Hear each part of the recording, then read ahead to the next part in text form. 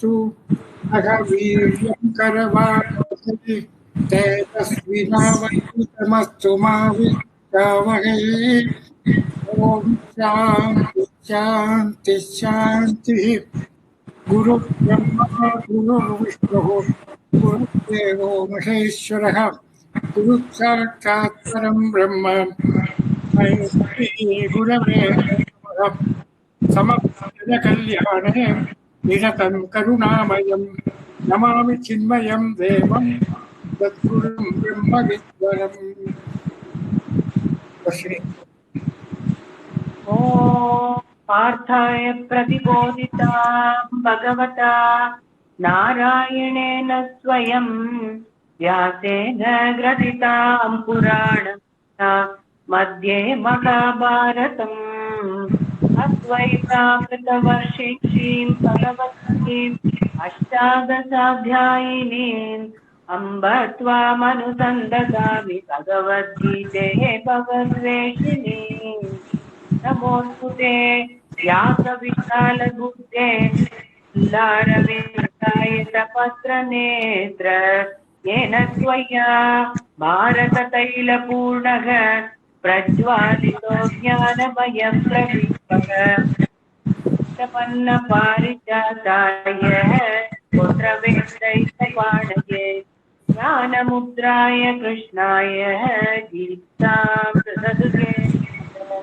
सर्वोपनिषदो गावो दोग्धा गोपालनन्दनग पार्थो वत्स सुधीर्भोक्ता दुग्धं गीतामृतं महत् वसुदेवं देवं तं सचाणूरमर्दनम् देवकी परमानन्दं कृष्णं वन्दे जगद्गुरुम् भीष्मद्रोणतटा जयद्रथजला गान्धारनीलोत्पला शल्यग्रासवती कृपेण वगनी कर्णेन वेलाकुला अश्वत्थामविकर्णघोरमकरा दुर्योधनावर्तिनी उत्तीर्णा खलु पाण्डवैरणस्ति कैकस्ततकेशवः पाराशर्यवचः सरोजममलम् गीतार्थगन्धोत्कटम्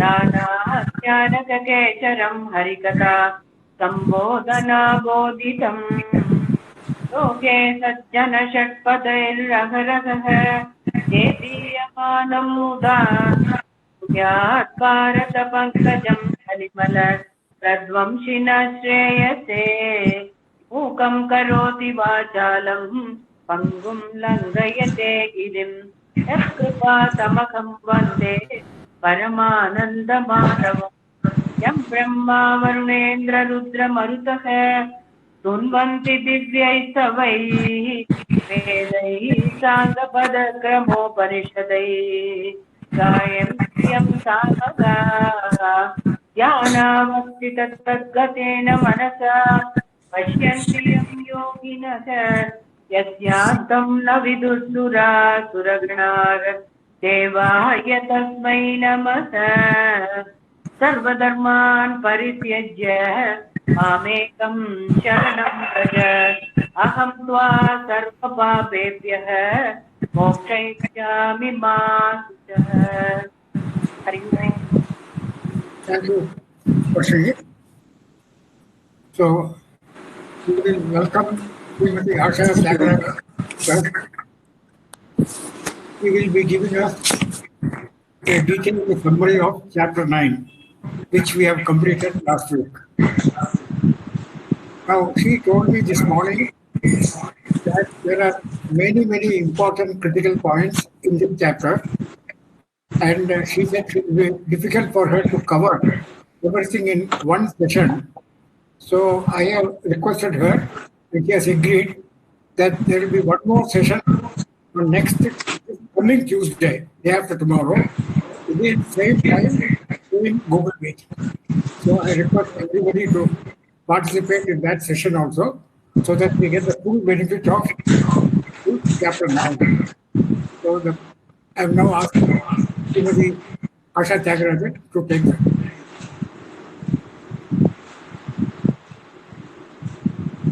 ஹரி ஓம். ஸ்ரீ குருப்யோ நமஹ.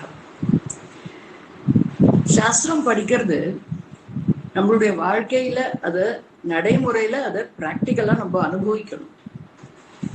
சாஸ்திரம் படிச்சுட்டு அதை ஞாபகத்துல வச்சுட்டு இருக்கேன்னு சொல்றதை விட அதுல அதையே நம்ம வாழ்க்கையா வாழும் போது மட்டும்தான் இந்த சாஸ்திரம் நம்மளுக்கு உதவும். அதனாலதான் மாமா கிட்ட சொன்னேன். ஏன்னா 7வது அத்தியாயத்துல இருந்து 12வது அத்தியாயம் வரைக்கும் பகவான் ஈஸ்வர ஸ்வரூபத்தை பத்தி சொல்றாரு. சோ நம்ம எல்லாருக்குமே பக்தி உண்டு, நிறையவே உண்டு. என்னத்தினாலன்னா நம்மளோட culture and religion are not two different things.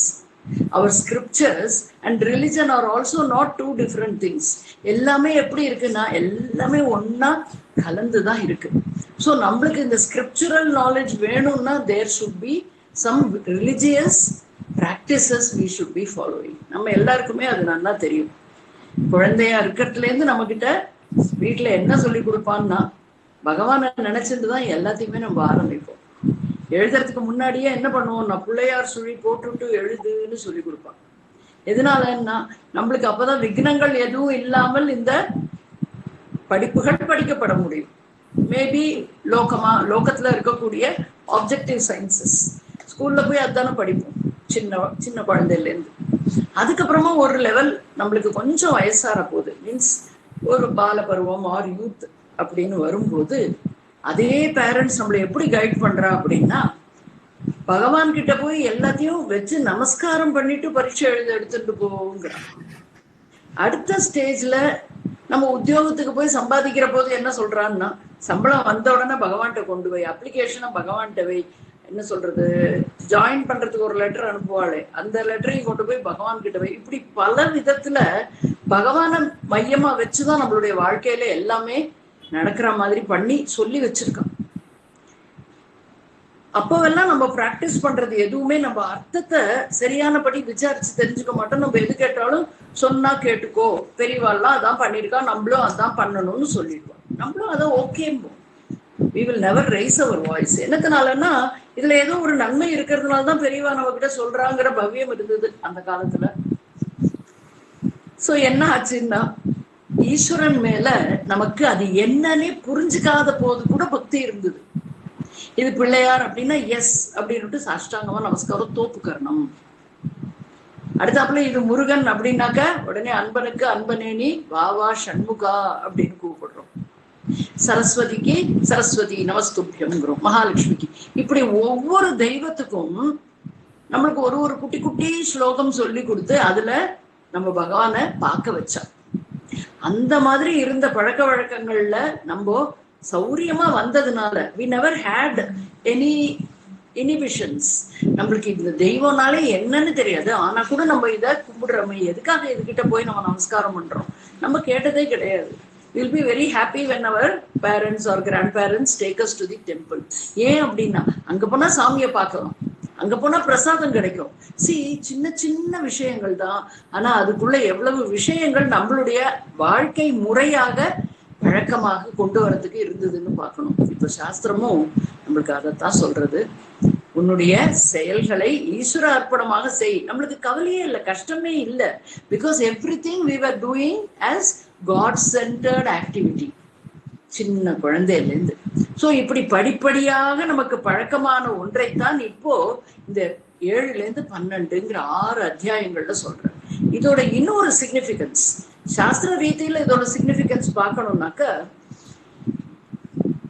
Srimad பகவத்கீதாங்கிறது நமக்கு எல்லாருக்குமே தெரியும். தத்துவமசி மகா வாக்கியத்தினுடைய முக்கியமான விளக்கத்தை கொடுக்கக்கூடியது அப்படின்னு. மீன்ஸ் இட் இஸ் ரிவீலிங் தொம்பத தத்பத அண்ட் அசிபத அர்த்தங்கள்.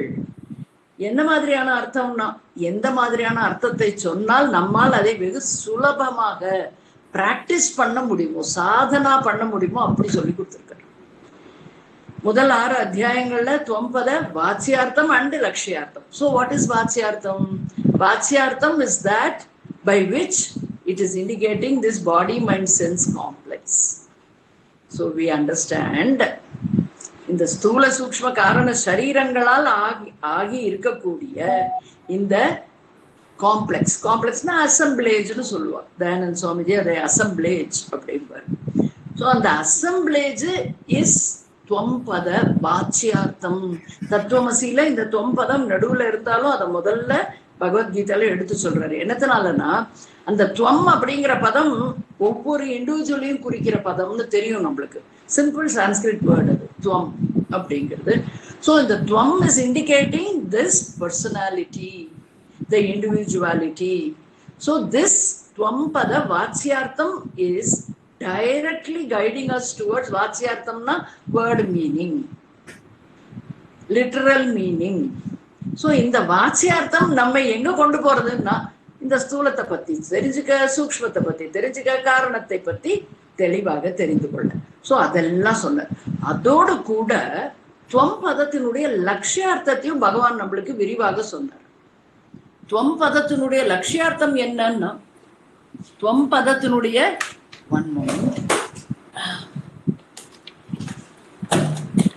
துவம்பதத்தினுடைய லட்சியார்த்தம் என்னன்னு பகவான் நம்மளை கேட்டு சொல்றார். என்னன்னா, எஸ், சோ துவம்பதத்தினுடைய லட்சியார்த்தம் என்னன்னு நம்மளுக்கு அங்க சொன்னார். என்னன்னா, ஆத்ம சைத்தன்யம், சுத்த சைதன்யம். அது எப்படியெல்லாம் நம்மளுக்கு 2வது அத்தியாயத்திலேருந்து எவ்வளவு இடங்கள்ல முடியுமோ அவ்வளவு இடங்கள்ல நம்ம புரிஞ்சுக்க வேண்டிய அளவிற்கு நமக்கு சொல்லி கொடுத்துட்டு இருக்கார் பகவான். So we should be having that knowledge as the absolute knowledge. எது அப்சல்யூட் நாலேஜ்னா, எது ஒன்றை தெரிந்து கொண்ட பின் அதை நிகேட் செய்ய முடியாது, அதுதான் absolute. that which can never be negated, that is absolute knowledge. இப்ப நம்மளுடைய மற்ற உலக விஷயங்களை பத்தின நாலேஜ் எல்லாம் எப்படி இருக்கு அப்படின்னா, எவ்ரிதிங் இஸ் இன்ஸ்ட்ரக்ஷன் வரது, இதுதான் விஷயம் அப்படின்னு. நம்ம அதை எடுத்து படிச்சு முடிக்கிறதுக்குள்ள பார்த்தோம்னா வேற ஒருத்தர் ரிசர்ச் பண்ணி வேற மாதிரி அதுக்கு ஒரு விளக்கத்தை கொண்டு வர. ஸோ இப்படி மாறிக்கொண்டே இருக்கும். உலகத்துல இருக்கிற objective knowledge is constantly undergoing modifications, upgradation, அப்படி எல்லாம் பாக்குறோம். ஐடின்னு எடுத்துட்டோம்னாலுமே நம்மளுக்கு தெரியும், கம்ப்யூட்டர்ல ஆகட்டும், மற்றபடி நம்மளுடைய விஷயங்கள் எல்லாத்துலயுமே எனிதிங் தட் இஸ் அபராவித்யா will give us what na, it will constantly change and we will be doing. என்ன பண்ணிட்டு இருப்போம், படிச்சுட்டே தான் இருக்கணும் அது. ஆனா சாஸ்திரம் எப்படிப்பட்டதுன்னா, that which can never be changed, modifications அதுல பாசிபிளே கிடையாது. எது ஒன்று சத்தியமோ அதை சொல்லி கொடுத்து அந்த சத்தியம் மீண்டும் என்னவாகாது, வேறுவாக மாறவே முடியாது. ஸோ தட் வே நம்மளுக்கு எல்லாருக்கும் என்ன பெரிய பிளெஸிங்னா, விவேக சூடாமணியில சொல்ற மாதிரி ஜந்துனாம் நரஜன்மம் துர்லபம்னா, நரஜன்மம் எடுத்ததோடு மட்டும் இல்லாமல் நமக்கு என்ன கிடைச்சது, தெய்வ அனுகிரகத்தினால மனுஷத்துவம், முமுட்சுத்துவம், மகாபுருஷ சம்சயம் கிடைச்சது. ஸோ நம்மளுடைய பிளெஸிங் என்ன இதுலன்னு பார்த்தோம்னா, we belong to that kind of a tradition. The scriptural knowledge gives us the clarity. எதை பத்தின clarity? நம்மளுடைய வாழ்க்கையில் பகவானுடைய presence is the most vital aspect. ஈஸ்வரன் அப்படிங்கக்கூடிய ஒரு தத்துவத்தினுடைய presence in our life matters most. அதனாலதான் நமக்கு என்ன கிடைச்சது, தெய்வ அனுக்கிரக ஹேத்துன்னு சொல்லியிருக்காரு விவேக சூடாமணியில. மனுஷத்துவம், முமுட்சுத்துவம், மகாபுருஷ சம்ஸ்ரயம். மகாபுருஷ சம்ஸ்ரயம்னா நம்ம எதை புரிஞ்சுக்கணும்னா, ரொம்பவுமே தெளிவாக நம்மளுக்கு ஞானத்தை கொடுக்கக்கூடிய எந்த விதமான கிரந்தம் நம்ம எடுத்து படிச்சாலும் அது சாட்சாத் குருவினுடைய உருவம் தான். குருவே தான் அந்த சாஸ்திரமாக நமக்கு வந்திருக்கிறது. சாங்கர பாஷ்யமா இருந்தாலும் சரி, இல்ல நம்ம வித்யாரண்ய சுவாமியுடைய பஞ்சதசி படிச்சாலும் சரி, எந்தவித சாஸ்திரம் சங்கரருடைய பிரகரண கிரந்தங்கள் படிச்சாலும் சரி, எல்லாமுமே நம்மளுக்கு எந்த விதத்துல கிளாரிட்டின்னா, பிகாஸ் த குருஸ் அனுகிரகம் இஸ் தேர் இன் தட். அவருடைய சமீபம், அந்த டெக்ஸ்டினுடைய சமீபம் நம்மளுக்கு கிடைக்கிறதுன்னா அது தெய்வ அனுகிரகம், தெய்வானுகிரக ஹேதுகம். சோ இந்த 3 விஷயங்கள் நம்மளுக்கு கிடைச்சிருக்கிறதுங்கிறது மகாபாகியம். ஆனா அதுல ஒரு பெரிய பெருமைக்குரிய விஷயம் என்னன்னா, பெருமை இதுல படுறதுல தப்பே கிடையாது. என்ன அப்படின்னா, நம்மளுக்கு பகவத் பக்தியானது பிறந்ததிலிருந்து இன்கல்கேட் பண்ணப்பட்டது. We have been brought up in that way, that tradition, that culture, that religion, that scriptural knowledge. அத்தனையும் நம்மளோட இருக்கிற போது நம்ம we feel சாஸ்திரம் நமக்கு இந்த வகையில கிடைக்கிறதுக்கு, மகாபுருஷ சம்ஸ்ரயம் கிடைக்கிறதுக்கு, சாஸ்திரத்தை கையில் எடுப்பதற்கு பிளஸ்ஸிங். ஓகே, சோ இப்போ இந்த தத்துவம் பதத்தினுடைய லட்சியார்த்தம் இஸ் பகவான். பகவான் அப்படின்னாக்க ரெண்டு விதமா புரிஞ்சுக்கணும். ஈஸ்வரன் சொன்னா ரெண்டு விதமா புரிஞ்சுக்கணும். அந்த என்ன ரெண்டு விதம்ங்கிறத தான் 7வது அத்தியாயத்துல மேலோட்டமாக சொல்லி 9வது அத்தியாயத்துல ரொம்பவுமே கிளியரா பகவான் நம்மளுக்கு சொல்லி கொடுக்கிறார். ஈஸ்வரன் அப்படிங்கிறது சகுண ஈஸ்வரன் ஒண்ணு, நிர்குண ஈஸ்வரன்.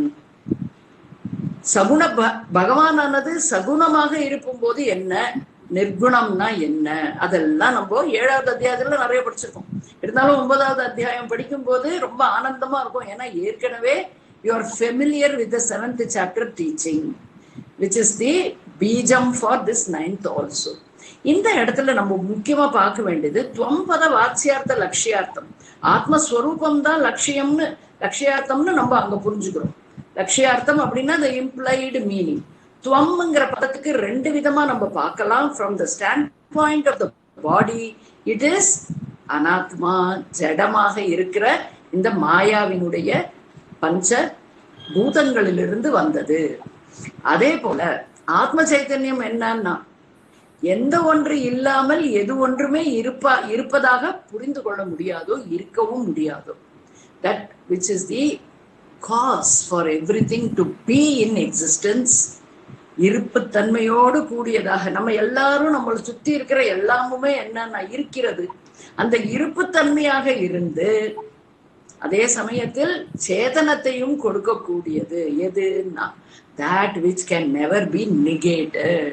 இந்த அனாத்மாவெல்லாம் நம்ம நிகேட் பண்ண வேண்டாம்னு ரொம்ப அருமையா வச்சிருந்தாலும் என்ன ஆகும்னா it will automatically get negated. எப்போனா at the time of death this body will be dropped unceremoniously.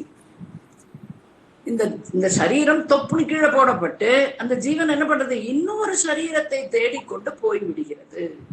அதுக்கப்புறமா என்னன்னா அதை பத்தி நம்மளுக்கு கவலை இல்லை. புனரப்பி ஜனனம், புனரப்பி மரணம், புது அனுபவங்கள், புது சரீரம், புது குடும்பம், புது இடம். மனுஷனா பிறந்தா வேறு வேறு ஸ்பீசிஸ்ல பிறந்தா அதுக்கு உண்டான அனுபவங்களை அந்த ஜீவனானது அனுபவித்து கொண்டு இருக்க போறது. That is not our context. But அது எதுக்காக சொல்றோம்னா ஒவ்வொரு ஜீவன்லையும் மனிதனாக பிறப்பது எவ்வளவு அரிது. அப்படி கிடைத்த பிறவியில் நமக்கு சாஸ்திரத்தை அருகாமையில் செல்வதற்கு கிடைத்திருக்கும் பாக்கியம் மிகவும் அரிது. எவ்வளவு பேர் இருப்பா நம்ம தங்குற இடத்துல, ஆனா எவ்வளவு பேர் இந்த சாஸ்திரத்துக்காக ஓடி வரா, எல்லா வேலையும் விட்டுட்டு இப்ப நீங்கள்லாம் வந்திருக்கீங்க. அந்த மாதிரி எவ்வளவு பேர் வரா. Not that we are interested in the statistics part, but எப்படி பகவானோட அனுகிரகம் நம்மள இந்த சாஸ்திரத்துக்கிட்ட கொண்டு வந்திருக்குன்னு தெரிஞ்சுக்கணும். அப்பதான் நமக்கு இந்த சாஸ்திரத்தினுடைய அருமையும் பெருமையும் தெளிவாக புரியும். சோ பகவான் இந்த 9வது அத்தியாயத்துல நவமோத்தியாய அது என்ன டாபிக் அதுல எடுத்துக்கிறார், 7லிருந்து 12 வரையும் ஈஸ்வர ஸ்வரூபத்தை பத்தி சொல்ல போறாருனாலே நம்ம மனசுல என்ன டக்குன்னு வரணும் அப்படின்னா தத்பதத்தினுடைய வாட்சியார்த்தம், அஃப்கோர்ஸ் லட்சியார்த்தம். எல்லா டாபிக்லயும் there will be both this. துவம் பதத்துல வாட்சியார்த்தம் இஸ் நாமரூபம், லட்சியார்த்தம் இஸ் அதிஷ்டானம், ஆத்மா சைதன்யம். அதே மாதிரி நம்மளுடைய 7லிருந்து 12 வரைக்கும் தத்பதத்தினுடைய வியாக்கியானம். அந்த தத்பதத்திற்கு என்ன உண்டுன்னா தத்பதத்திலும் வாட்சியார்த்தம் உண்டு, லட்சியார்த்தமும் உண்டு. வாட்சியார்த்தம் அப்படின்னா நாம ரூபம்னா ஈஸ்வரன்கிற சகுணத்துல இருக்கக்கூடிய ஒரு பொருளுக்கு நாம் என்னன்னு சொல்றோம், இதுவே பகவான். நிறைய சிம்பாலிசம் பத்தி எல்லாம் நம்ம கேள்விப்பட்டிருக்கோம், படிச்சிருக்கோம், தெரிஞ்சுட்டு இருக்கோம், புரிஞ்சுக்கிறதுக்கு முயற்சியும் பண்ணிட்டு இருக்கோம். அப்படி இருக்கிற போது நம்மளுடைய கவனம் எங்கே இருக்கிறதுன்னு கேட்டா அவர் கான்சென்ட்ரேஷன், அவர் எஃபர்ட்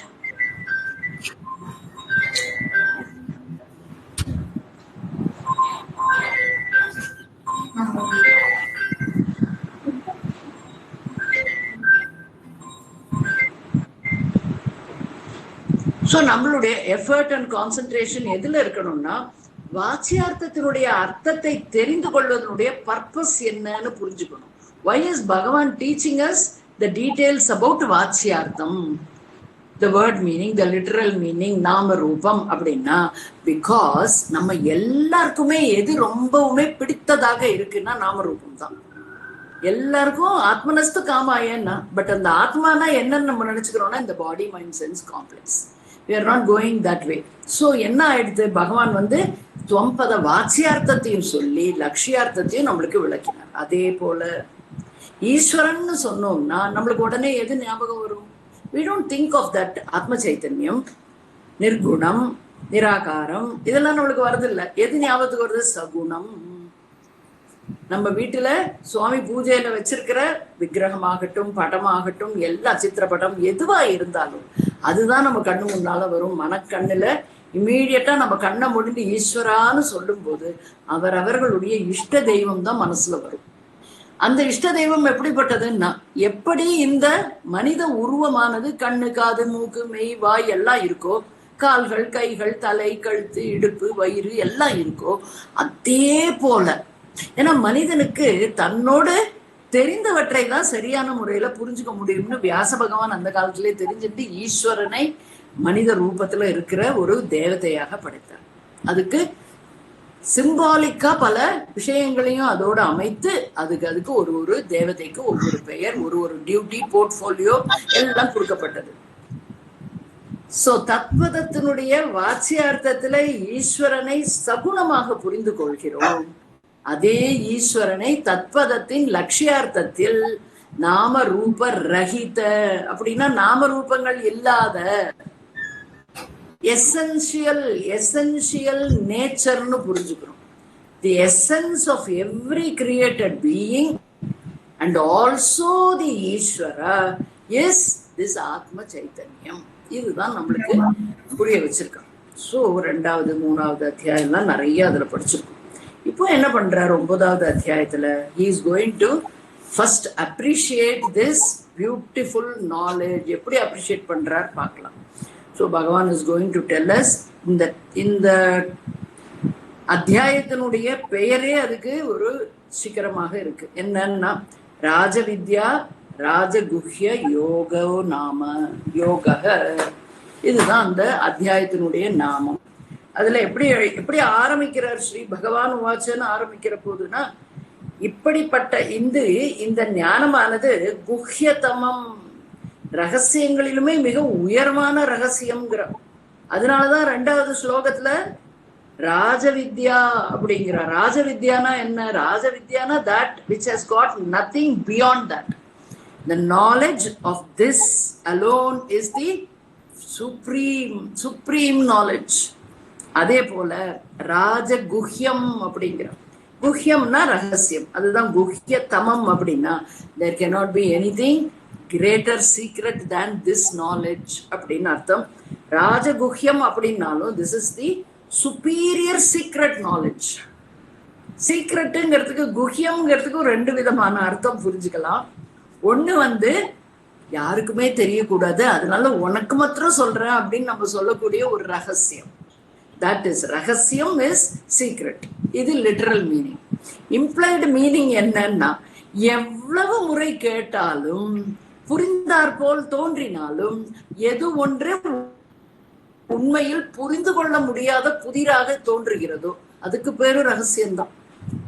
சோ 2 விதத்திலையும் திஸ் நாலேஜ் எல்லாராலையும் அவ்வளவு சுலபமா கிரகிச்சுக்க முடியாது.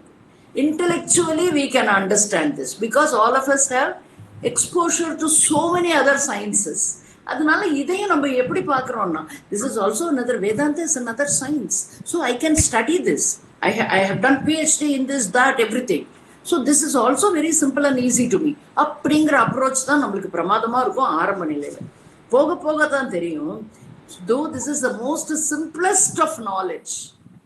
ஏன்னா this is about you அப்படிங்கிறது சாஸ்திரம். உன்னை பற்றி தெரிந்து கொள்வதற்கு உனக்கு என்ன கஷ்டம் இருக்க முடியும்? எத்தனையோ புது புது விஷயங்கள் சயின்ஸ்ல நம்ம படிச்சு தெரிஞ்சுட்டு தெளிவாக பெரிய படிப்பெல்லாம் படிச்சு வந்திருக்கோம். ஆனாலும் இதுல இருக்கக்கூடிய ரொம்ப சிம்பிள் விஷயம், எது ஒன்றை சாஸ்திரம் இதுவே நீ என்று சொல்லுகிறதோ அதை நான் இன்று வரையில் தேடிக்கொண்டே இருக்கிறேன்னு சொல்றோம். I am trying to find the location of this ஆத்மா அப்படிங்கிறோம். நம்மளுடைய இந்த சயின்ஸ் மைண்ட் இருக்கு பத்தில, படிச்சு சயின்ஸ்ல அப்புறமா என்ன வாட் எவர் இன்ஜினியரிங் மெடிசன் என்ன செக்ஷனா இருந்தாலும் எல்லாத்தையும் படிச்சு we are tuned to thinking only in the science way. So அப்போ நம்ம என்ன பண்றோம்? குருதேவ் என்ன சொல்லியிருக்கார், சுவாமி சின்மயானந்த்ஜி என்ன சொல்லியிருக்கார், where science ends Vedanta begins அப்படின்னு. அதாவது சயின்ஸ் வேண்டாம்னு சொல்லலை, நல்லா படிச்சுக்கோ, so that you will get disciplined intellect and mind and also. ஏன்னா கவனமா படிக்கணும், அதை பண்ணணும், இதை பண்ணணும், ஸ்கூல்ல ப்ராஜெக்ட் சப்மிட் பண்ணணும், அசைன்மெண்ட்ஸ் கொடுக்கணும், எல்லாம் பண்ணி டைம்லி இது வச்சுட்டு படிச்சதுனால இப்போ நம்மளுக்கு இந்த சாஸ்திரத்துக்குள்ள வரும்போது அந்த மாதிரி ஒரு அண்டர்ஸ்டாண்டிங் மனசுல தன்னால வந்துடுறது, because of the background of our education. அதே போல இந்த சாஸ்திரத்திலும் நம்ம என்ன பண்றோம், சரியான முயற்சியை மேற்கொள்கிறோம், சரியானபடி புரிந்து கொள்ள விழைகிறோம். ஆனாலும் என்ன ஆறுதுன்னா, கேட்கும் போது புரியுறது, கேட்ட பின்பும் தெரிந்தாற் போல இருக்கிறது. ஆனால் என்னுடைய அறிவு அந்த சாஸ்திர பூர்வமான வழியில் சிந்தனை பண்ண ஆரம்பிச்சுடுத்துன்னு எப்படி தெரியும்னா, when there is a situation, how I respond. ரியாக்ஷனுக்கு இங்க இடமே கிடையாது. nobody in சாஸ்திரத்துக்கிட்ட உட்கார்ந்து இருக்கிறவா யாரும் என்ன பண்ணக்கூடாது, ரியாக்ட் பண்ணவே கூடாது. So what is the understanding? The response, how I respond to the situations in life is the litmus test. எதுக்கு அந்த டெஸ்ட்? எந்த டெஸ்ட்? நம்மளுடைய எபிலிட்டி டு யூஸ் சாஸ்திரா அந்த மாதிரி சூழ்நிலையில. ஸோ இது நம்மளுக்கு ரொம்பவுமே முக்கியமான ஒரு விஷயம். அதனாலதான் இது என்னன்னா secret. This is the highest secret and very very bright and extremely supreme knowledge also. ராஜ வித்யா மற்றவைகள் எல்லாம் இதுக்கு அடங்கினதுதான். இந்த வித்யாவை நம்மால் என்ன பண்ண முடியாது, புறக்கணிக்க முடியாது. எப்படியான ஒரு நேரம் இந்த பிறவியில் இல்லாவிட்டாலும் ஏதோ ஒரு பிறவியில் எல்லா ஜீவராசிகளும் இந்த சாஸ்திரத்துக்கிட்ட வந்துதான் ஆகணும். ஆனா மனிதனுக்கு ரொம்ப சுலபம் இந்த சாஸ்திரத்துக்கிட்ட வருவதற்கு, because he has got the viveka buddhi, the ability to discriminate, which the other species are not blessed with. கிரியேஷன்ல மனிதனுக்கு மட்டும்தான் மிகவும் திறமையாக செயல்படக்கூடிய புத்தியானது கொடுக்கப்பட்டிருக்கு. வேர்ல்ட்லி பார்லன்ஸ்ல நம்ம சொல்ற புத்திசாலி is the highest level of mind. Whereas சாஸ்திர ரீதியா சொல்ற புத்திசாலி யாருன்னா, who has activated his vivekam. Discriminatory எபிலிட்டியை சரியான முறையில் உபயோகப்படுத்துவதற்கு இயக்கத்தில் வைத்திருப்பவர்னு அர்த்தம். அவதான் புத்திசாலி. ஸோ நம்மளுக்கு இந்த சாஸ்திரமும் கையில கிடைச்சிருக்கு. நம்மளுடைய புத்தியை என்ன பண்ணணும், we have to make it very sharp, alert, intellect மாத்திக்கணும். Instead of getting distracted, extrovertedness விட்டுட்டோம்னா நம்மளுக்கு we'll become single pointed focus only on this shastra, all that we studied earlier. So இங்க குஹ்யதமம் அப்படின்னு சொல்லி அடுத்தது ராஜவித்யா, ராஜகுஹ்யம்னு சொல்ற பவித்ரம், உத்தமம் அப்படின்னு எல்லாம் இந்த நாலேஜ நம்மளுக்கு எப்படி சொல்றாரு. எதை பத்தின நாலேஜ்? ஈஸ்வர ஸ்வரூபம். அது விடப்படாது. ஈஸ்வர ஸ்வரூபத்தை பத்தின டீச்சிங் ஆனது இது வித்யாவானது எப்படிப்பட்டது? மிகவும் உயர்ந்தது. அதே போல பவித்ரம் அப்படின்னா தன்னை மட்டும் அது சுத்தமாக வைத்துக் கொள்ளவில்லை. என்ன பண்றது? தன்னிடம் வருபவர்கள் அனைவரையுமே இது என்ன பண்ண சுத்தப்படுத்துகிறது. சுத்தம்னா என்ன? ஷவரை திறந்து விட்டு குளிக்க வைக்கிறதுன்னு அர்த்தம் இல்ல. இந்த இடத்துல we know that சுத்தம் அப்படின்னா சித்த சுத்தி, அந்த கரண சுத்தி இன்னும் சொல்லணும்னா இல்லையா. அங்க என்ன இருக்கு அந்த கரணத்துல? மனோபுத்தி சித்த அகங்காரம். இந்த நான்குமே என்ன விஷயம்? இந்த நான்கு தான் ஒவ்வொரு மனிதனையும் என்ன பண்ணிட்டு இருக்க, இண்டிவிஜுவலையும் இயக்கி கொண்டு இருக்கிறது. சோ இப்படி இருக்கிற இந்த நாலேஜ என்ன சொல்ற, நான் உனக்கு சொல்லுகிறேன், பிரவக்ஷ்யாமி அப்படின்னு சொல்ற. ஸோ வாட் இஸ் திஸ் பிரவக்ஷ்யாமி? பிரகிருஷேன வக்ஷ்யாமி அப்படின்னா ரொம்பவும் கிளியரா உனக்கு நான் சொல்ல போறேன். எதை பத்தின்னு பார்க்க போறோம். 2 விஷயத்த அவர் சொல்ல போறாரு இந்த அத்தியாயத்துல. ஸோ உனக்கு இதை நான் சொல்லுகிறேன். இது மிகவும் ரகசியமானதோ, எது மிகவும் உயர்ந்ததோ, பவித்திரமானதோ, உத்தமமானதோ. உத்தமம்னா that which will bring you Shreyas. Prayers will bring you back again to this world in one form or the other. Shreyas will give you the clarity you can never have a form. இதுதான் இந்த ரெண்டு விஷயம். சகுணமா நிர்குணமா. The choice is yours. That is why buddhi is very much needed for this study of Shastra. எப்படிப்பட்ட புத்தி? Alert and sharp intellect. அது இருந்ததுன்னா இந்த சாஸ்திரமானது என்னால் I can receive the Shastra, retain the Shastra and recall the Shastra. இது மூணு ரொம்ப முக்கியம். கேட்டுட்டே இருக்கிறதுல சந்தோஷமா தான் இருக்கும். நான் கேட்டுட்டே இருந்துட்டா அது ரீடைன் பண்ணிக்காட்டா பிரயோஜனமே இல்லை.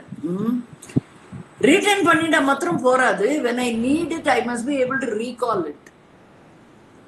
I must be able to get it from my chittam. அதனால மூணுமே ரொம்ப essential qualification for a student. Okay, so pravakshami யாருக்கு? அர்ஜுனனுக்கு. வேற யாரும் அங்க இல்ல. அர்ஜுனனுக்கு பகவான் Sri Krishna is going to give him a clear knowledge about saguna Eswaran and nirguna Eswaran, or saguna bhagavan and nirguna bhagavan. வச்சுக்கோங்க, எதை போட்டாலும் நோ ப்ராப்ளம்.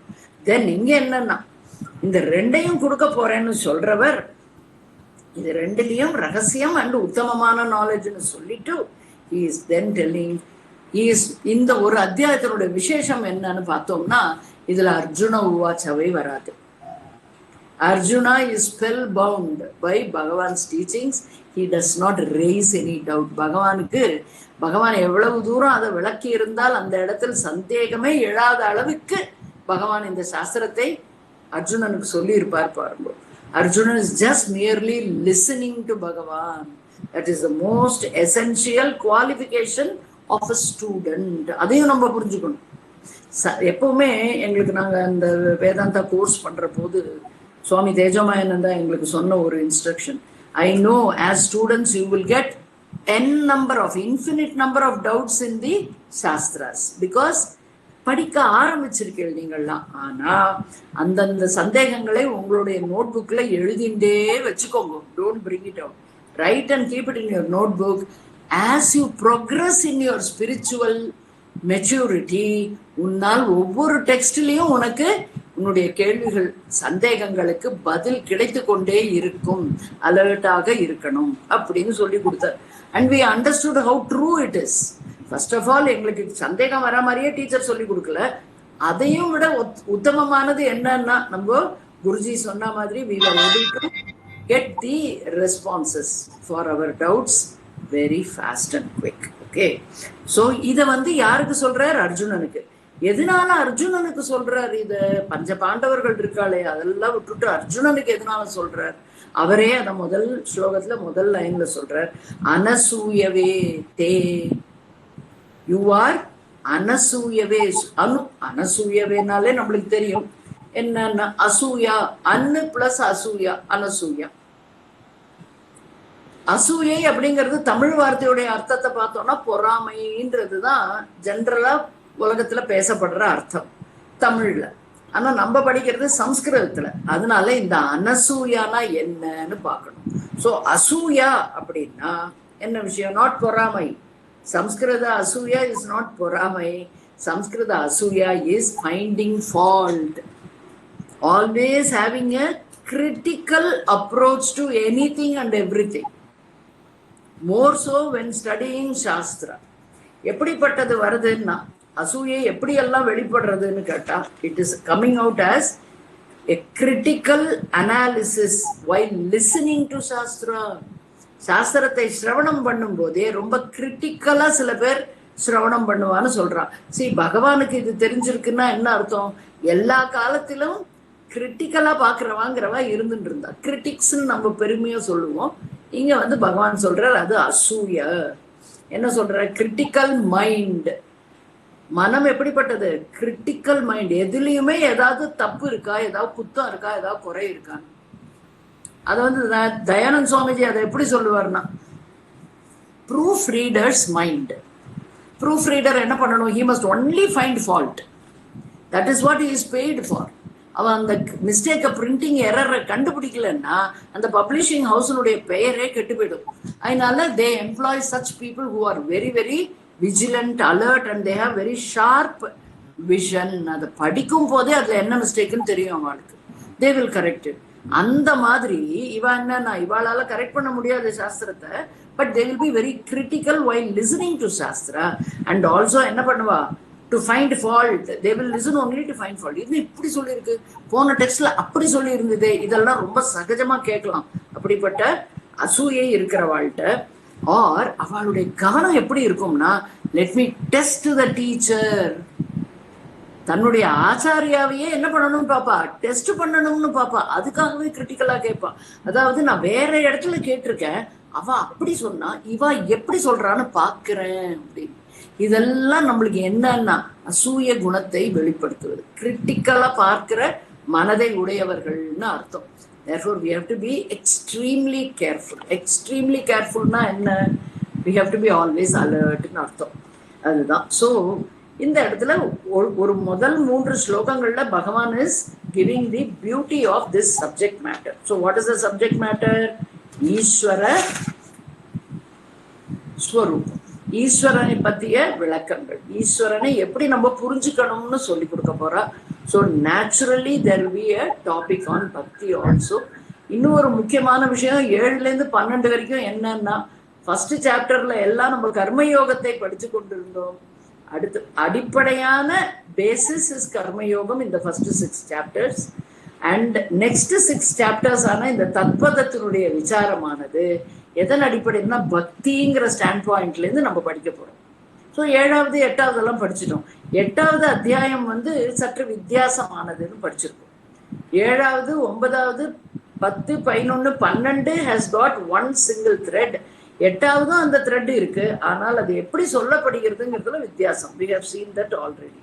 ஸோ இதுல சகுண ஈஸ்வர ஞானம், நிர்குண ஈஸ்வர ஞானம், இந்த வித்யாவை தான் அவர் ரொம்ப ரகசியமானதுன்னு சொல்லியிருக்காரு.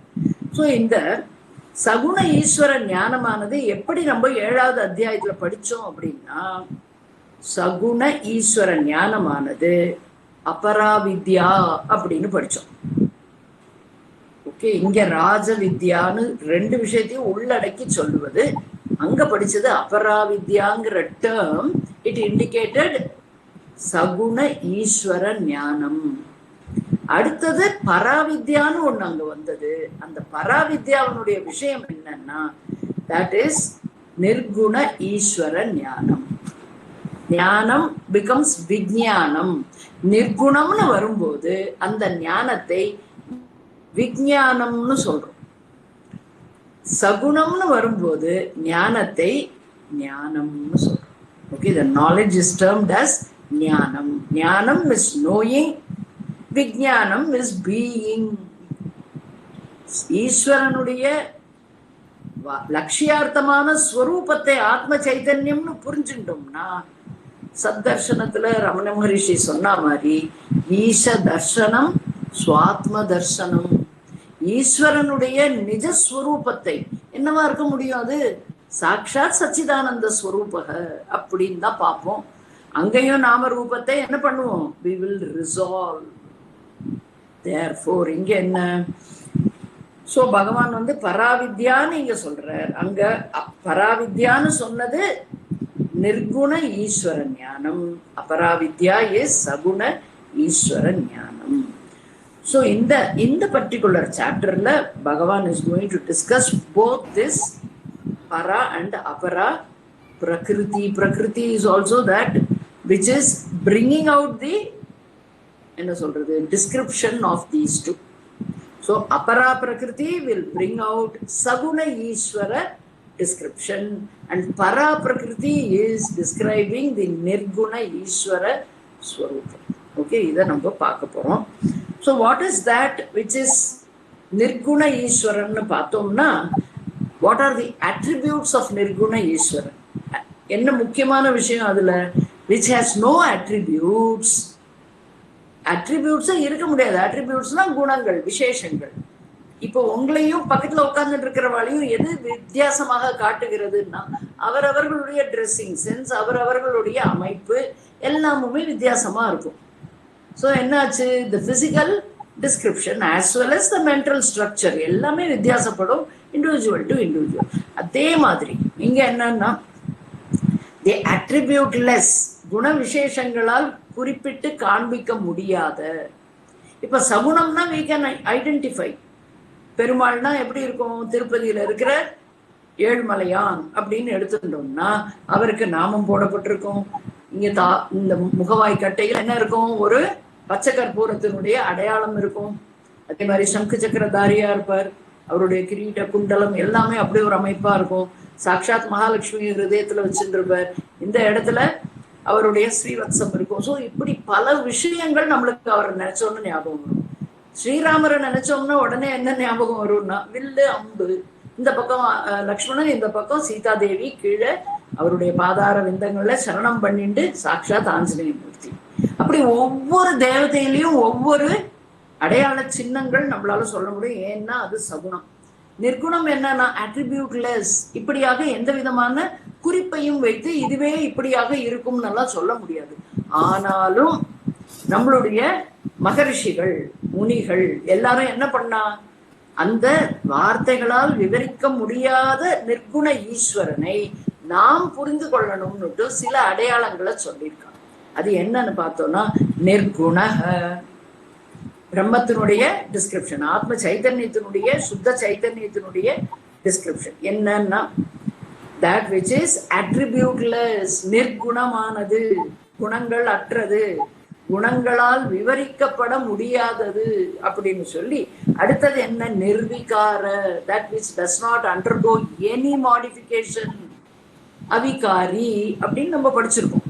ஸோ இது என்ன, நிர்விகாரக, அது என்னாச்சு, which does not undergo any modification. அதுக்கப்புறம் நிர்விகல்பக, நிர்விகல்பக அது என்னன்னா டிவிஷன்லெஸ். விகல்பம் அப்படின்னா வேதங்கள் டிவிஷன்ஸ் வந்துடும். எது விகல்பமானது, Krishna is different from Rama, both are அவதார புருஷஸ். பட் வாஸ்தவமா என்னன்னா கிருஷ்ணருடைய கேரக்டர் ஆகட்டும், அவருடைய வே ஆஃப் லைஃப் ஆகட்டும், அவர் கையில இருக்கக்கூடிய சின்னங்கள் ஆகட்டும், எல்லாமே ராமர்கிட்ட இருந்து வித்தியாசமானது. We have never seen a Krishna with வில்லு அம்பு. மகாபாரத போர்லயுமே அர்ஜுனன் என்ன சொன்னார், நான் ஆயுதங்களை கையால் தொடமாட்டேன், உனக்கு சப்போர்ட்டா நான் அங்க வருவேன், அவ்வளவுதான். My presence will be there but I will not fight அப்படின்னு சொல்றார். So we know he can only play the flute very happily. Okay, that way. And so நிர்விகல்ப ஸ்வரூபம் அப்படின்னா எதை புரிஞ்சுக்கணும்னா where there cannot be any divisions, பேதங்கள் அற்றது. அடுத்தது என்னன்னா consciousness principle, the life consciousness principle என்னன்னா சேதன ஸ்வரூபம். ஸோ இந்த attributeless அபரா மீன்ஸ் பரா பிரகிருதியை எப்படி நம்ம புரிஞ்சுக்கணும் அப்படின்னா நிர்குண, நிர்விகார, நிர்விகல்ப, சேதன ஸ்வரூபம் ததேவ பரா பிரகிருதி. அப்போ அபரா பிரகிருதி, this para prakriti is the higher nature of Bhagavan. Then what is the lower nature? Higher nu onnu vandudutanaale udaneve நம்ம மனசு என்ன சொல்றோம், அப்ப there must be something lower. So apara prakriti is the lower nature of Bhagavan himself. So there is only Bhagavan. When his higher nature is referred, it is called நிர்குண, நிர்விகார, நிர்விகல்ப, சேதனா மயஸ்வரூபம் அப்படின்னு. அதே பகவான அபரா பிரகிருதியாக பார்க்கும் போது எப்படி விளக்குகிறார்னு கேட்டோம்னா தேசே சகுண, சவிகார, சவிகல்ப அண்ட் அச்சேதன. ஸோ நம்மளுக்கு தெரியும் நிர்குணன சகுணம் என்ன, இந்த நாம ரூபத்தோடது, நாம ரூபத்தோடு கூடியது சகுணம். மீன்ஸ் மாயையினுடைய திரிகுணம் அங்கு வெளிப்படுகிறது. திரிகுணம் எப்படி வெளிப்படுகிறது, நம்ம எல்லாம் தத்துவ போது படிச்சிருக்கோம், அதெல்லாம் அங்க போட்டுக்கணும். எப்படி பஞ்சபூதங்கள் வெளிவந்தது, அந்த பஞ்சபூதங்கள் இருந்து எப்படி 3 குணங்களும் வெளிப்பட்டது, அந்த 3 குணங்கள் எப்படி ஸ்தூல சூக்ஷ்ம காரண சரீரமாக உருவாகியது எல்லாம் படிச்சிருக்கோம். பஞ்சீகரணம் அபஞ்சீகரணம் எல்லாம் அதெல்லாம் அங்க ஞாபகம் வரணும். சகுணம்னு சொல்லும் போது ஈஸ்வரனா இருந்தாலும் ஈவன் ஃபார் தெய்வம் பகவான் வாட் இஸ் ஹேப்பனிங், மாயையினுடைய முக்குணங்களால் ஆனதுதான் அவர்களுடைய தேகமும். ஸோ சவிகார அப்படின்னா தேகம்னு வந்துடுத்துனாலே, ஸ்தூல சரீரம்னு வந்துடுத்துனாலே என்னன்னா சீரியமானத்துவாத் சரீரம்னு சொல்லியிருக்கா. எதனாலன்னா that which is constantly undergoing modifications. சரீரம். So சவிகார அப்படின்னா that will undergo modifications. And savikalpa where there will be vedam, வேதம் எங்க வந்ததோ அந்த இடத்துல சவிகல்ப விகல்பம் இருக்கு. Then achetana, there is no consciousness there, independent-ஆ அதால இருக்கவே முடியாது. It is always dependent existence and dependent consciousness. அதத்தான் இந்த இடத்துல நம்ம சொல்றோம் அச்சேதன ஸ்வரூபம். There where there is no trace of consciousness. Consciousness na chetanam atradhu, therefore it is achetanam, and it is full of attributes. அங்க குணங்களை ரொம்ப சுலபமா நம்ம வர்ணிச்சுட்டே போலாம். பகவானை நம்ம வர்ணிக்க ஆரம்பிச்சோம்னா நம்மளோட வார்த்தைகள் வொக்காபுலரியினுடைய லிமிடேஷன்ஸ் நம்மளுக்கு புரியும். ஆனாலும் it can be described using words. அதுதான் அட்ரிபியூட்ஸோட விசேஷம். அதுக்கப்புறமா it is constantly undergoing modifications, divisions are there, and it is material in nature. அது என்ன? Spirit is the nature. இந்த இடத்துல என்ன? Material is the nature of சகுண ஈஸ்வர. Material is the nature. நிர்குண ஈஸ்வரனுக்கு என்ன? Consciousness is the nature. இங்க material is the nature. Therefore Krishna says, hey Arjuna, இந்த அத்தியாயத்தில் நான் உனக்கு இந்த அபரா அண்ட் பரா, அபரா பிரகிருதி அண்ட் பரா பிரகிருதியை பற்றின தெளிவான நாலேஜை உனக்கு நான் கொடுக்க போகிறேன். அது என்ன? அபரா பிரகிருதி அண்ட் பரா பிரகிருத்தினா என்னன்னு புரிஞ்சுக்கணும். So we must write அபரா பிரகிருதி / பரா பிரகிருதி is equal to என்ன? The lower nature अपरा प्रकृति and higher nature para prakriti. அதே மாதிரி of Bhagavan. அதே மாதிரி अपरा प्रकृति is saguna ishvara swarupam and para prakriti is nirguna ishvara swarupam. அதே போல अपरा பிரகிருதியினுடைய நேச்சர் இஸ் என்ன? अपरा பிரகிருதியினுடைய நேச்சர் இஸ் மெட்டீரியல். பரா பிரகிருதியினுடைய நேச்சர் இஸ் பரா பிரகிருத்தினுடைய நேச்சர் இஸ் கான்சியஸ்னஸ், சேதனம். இது எல்லாம் நம்ம மனசுல இருக்கணும். போத் அண்ட் பகவானை பற்றி, தட் இஸ் சகுண பகவான், சகுண ஈஸ்வரனை பற்றி நாம் படிப்பது என்னன்னா, படித்து தெரிந்து கொள்வது ஞானம். Because there are two present. ரெண்டு விஷயம் அந்த பகவானுங்கிற நாமத்துல இருக்கு, ரூபத்துல இருக்கு. ஒண்ணு என்ன? the material நாம ரூப. அதுக்கு தான் அப்படி படிச்சோம். and the which will undergo modification, which cannot have its independent existence or independent life. Principle is not there. It is dependent life and dependent existence, dependent chetanam and dependent existence. இதுதான் அபரா பிரகிருதியான சகுண ஈஸ்வரனுடைய explanation. and it is called knowledge, ஞானம். சகுண பகவானை வர்ணிப்பது, புரிந்து கொள்வது எப்படின்னா ஞானம். அதுதான் ஞானம். அப்புறமா என்னன்னா அதன் மூலமாக நாம் தெரிந்து கொள்ளுவது நிர்குண ஸ்வரூபத்தை. நிர்குண ஸ்வரூபத்தை நாம் புரிந்து கொள்வது என்னன்னா விஞ்ஞானம். The higher nature of Bhagavan தெரிந்து கொள்வது is விஞ்ஞானம், because that cannot be anything other than Meena அப்போ புரிஞ்சுக்கிறோம். அதனால சோ ஞானம் விஞ்ஞானம் இரண்டும் உனக்கு என்னால் கொடுக்கப்பட இருக்கிறது அர்ஜுனா, அலர்ட்டா கேளுன்னு சொல்ற. இங்கேயும் அதே தான் போட்டிருக்கார். 2வது லைன் ஆஃப் த ஃபர்ஸ்ட் ஸ்லோகத்துல ஞானம் விஞ்ஞான சகிதம். இந்த அத்தியாயத்தை நான் உனக்கு அப்படித்தான் சொல்ல போகிறேன் அப்படின்னு சொல்லி ஸ்ரத்தையோடு இதை நீ கேட்பாயாக அப்படின்னு சொல்ற. இந்த அபரா பிரகிருதியினுடைய ஞானமானது என்னன்னா எப்பவுமே அதுல பேதம் இருந்துட்டே இருக்கும்.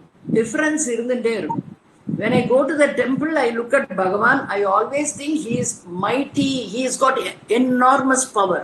நான் யாரு? I am the helpless suffering Jeeva. இதுதான் என்னுடைய எண்ணமா இருக்கும். நான் கோவில்ல உள்ள நுழைஞ்சு பகவானை பார்க்கறச்சு வாஸ்தவம் தானே, எல்லாருக்கும் இதுதான். Every one of us will have this feeling, Bhagavan is the superpower and I am always powerless. I cannot do anything. Bhagavan can do everything. நம்மளுடைய புராண இதிகாசங்கள்லயும் பகவானுடைய செயல்கள் எப்படி வர்ணிக்கப்பட்டிருக்குன்னு நம்ம எல்லாருக்குமே தெரியும். ஸோ வேதம் சதா இருந்துட்டு இருக்கும், the worshipper and the worshipped, இல்லையா? ஸோ இங்க என்ன சொல்றான்னா, வேதங்கள் எங்கெல்லாம் வெளிப்படுகிறதோ that is called பேத ஞானம். பேத ஞானம். ஸோ சகுண ஈஸ்வர ஞானம் is equal to பேத ஞானம். வேதங்களை கொண்ட அறிவு. There will always exist difference in everything. I will see the difference. பகவானுடைய ரூப லாவண்யமாகட்டும், பகவானுடைய அஜானுபாகுவான தோற்றமாகட்டும், எல்லாத்துலயுமே நான் என்ன பார்ப்பேன்? he is different from me. இதுதான் அந்த ஞானம். அதுக்கு பேரு வேதம். வேதத்தினை அடிப்படையா கொண்ட ஞானம் என்னன்னா that is called துவைத ஞானம். எவ்வளவு அழகா பகவான் தாட் ப்ராசஸ நம்மளுக்கு பில்டப் பண்ணி தராருன்னு. ஸோ வேத ஞானம் இஸ் ஈக்குவல் டு துவைத ஞானம். ஏன்னா எப்பெல்லாம் ரெண்டு இருக்கோ, ஒன்னை காட்டிலும் இன்னொன்னு உயர்வாக தோன்றலாம், இல்ல சாமான்யமாகவும் தோன்றணும். இது ரொம்ப சாதாரணம், இது கொஞ்சம் நல்லா இருக்கு, இதெல்லாம் நம்மளுடைய லைஃப்ல நம்ம பாக்குறோம். wherever there are two, there will be comparison and there will be the understanding, this is superior, this is ordinary, இப்படின்னு நம்ம நினைப்போம். ஸோ இந்த சகுண பகவான், சகுண ஈஸ்வரனுடைய ஞானம் is பேத ஞானம். அந்த பேத ஞானம் is துவைத ஞானம்.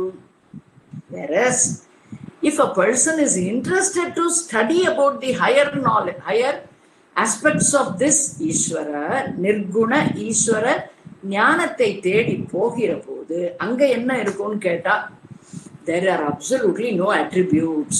பகவான் அந்த நிர்குண ஈஸ்வரனோட நம்ம கம்பேரே பண்ணிக்க முடியாது. Because there are no attributes. I will have all the குணாதிசயம். அங்க என்ன கிடையாது? குண விசேஷங்கள் கிடையாது.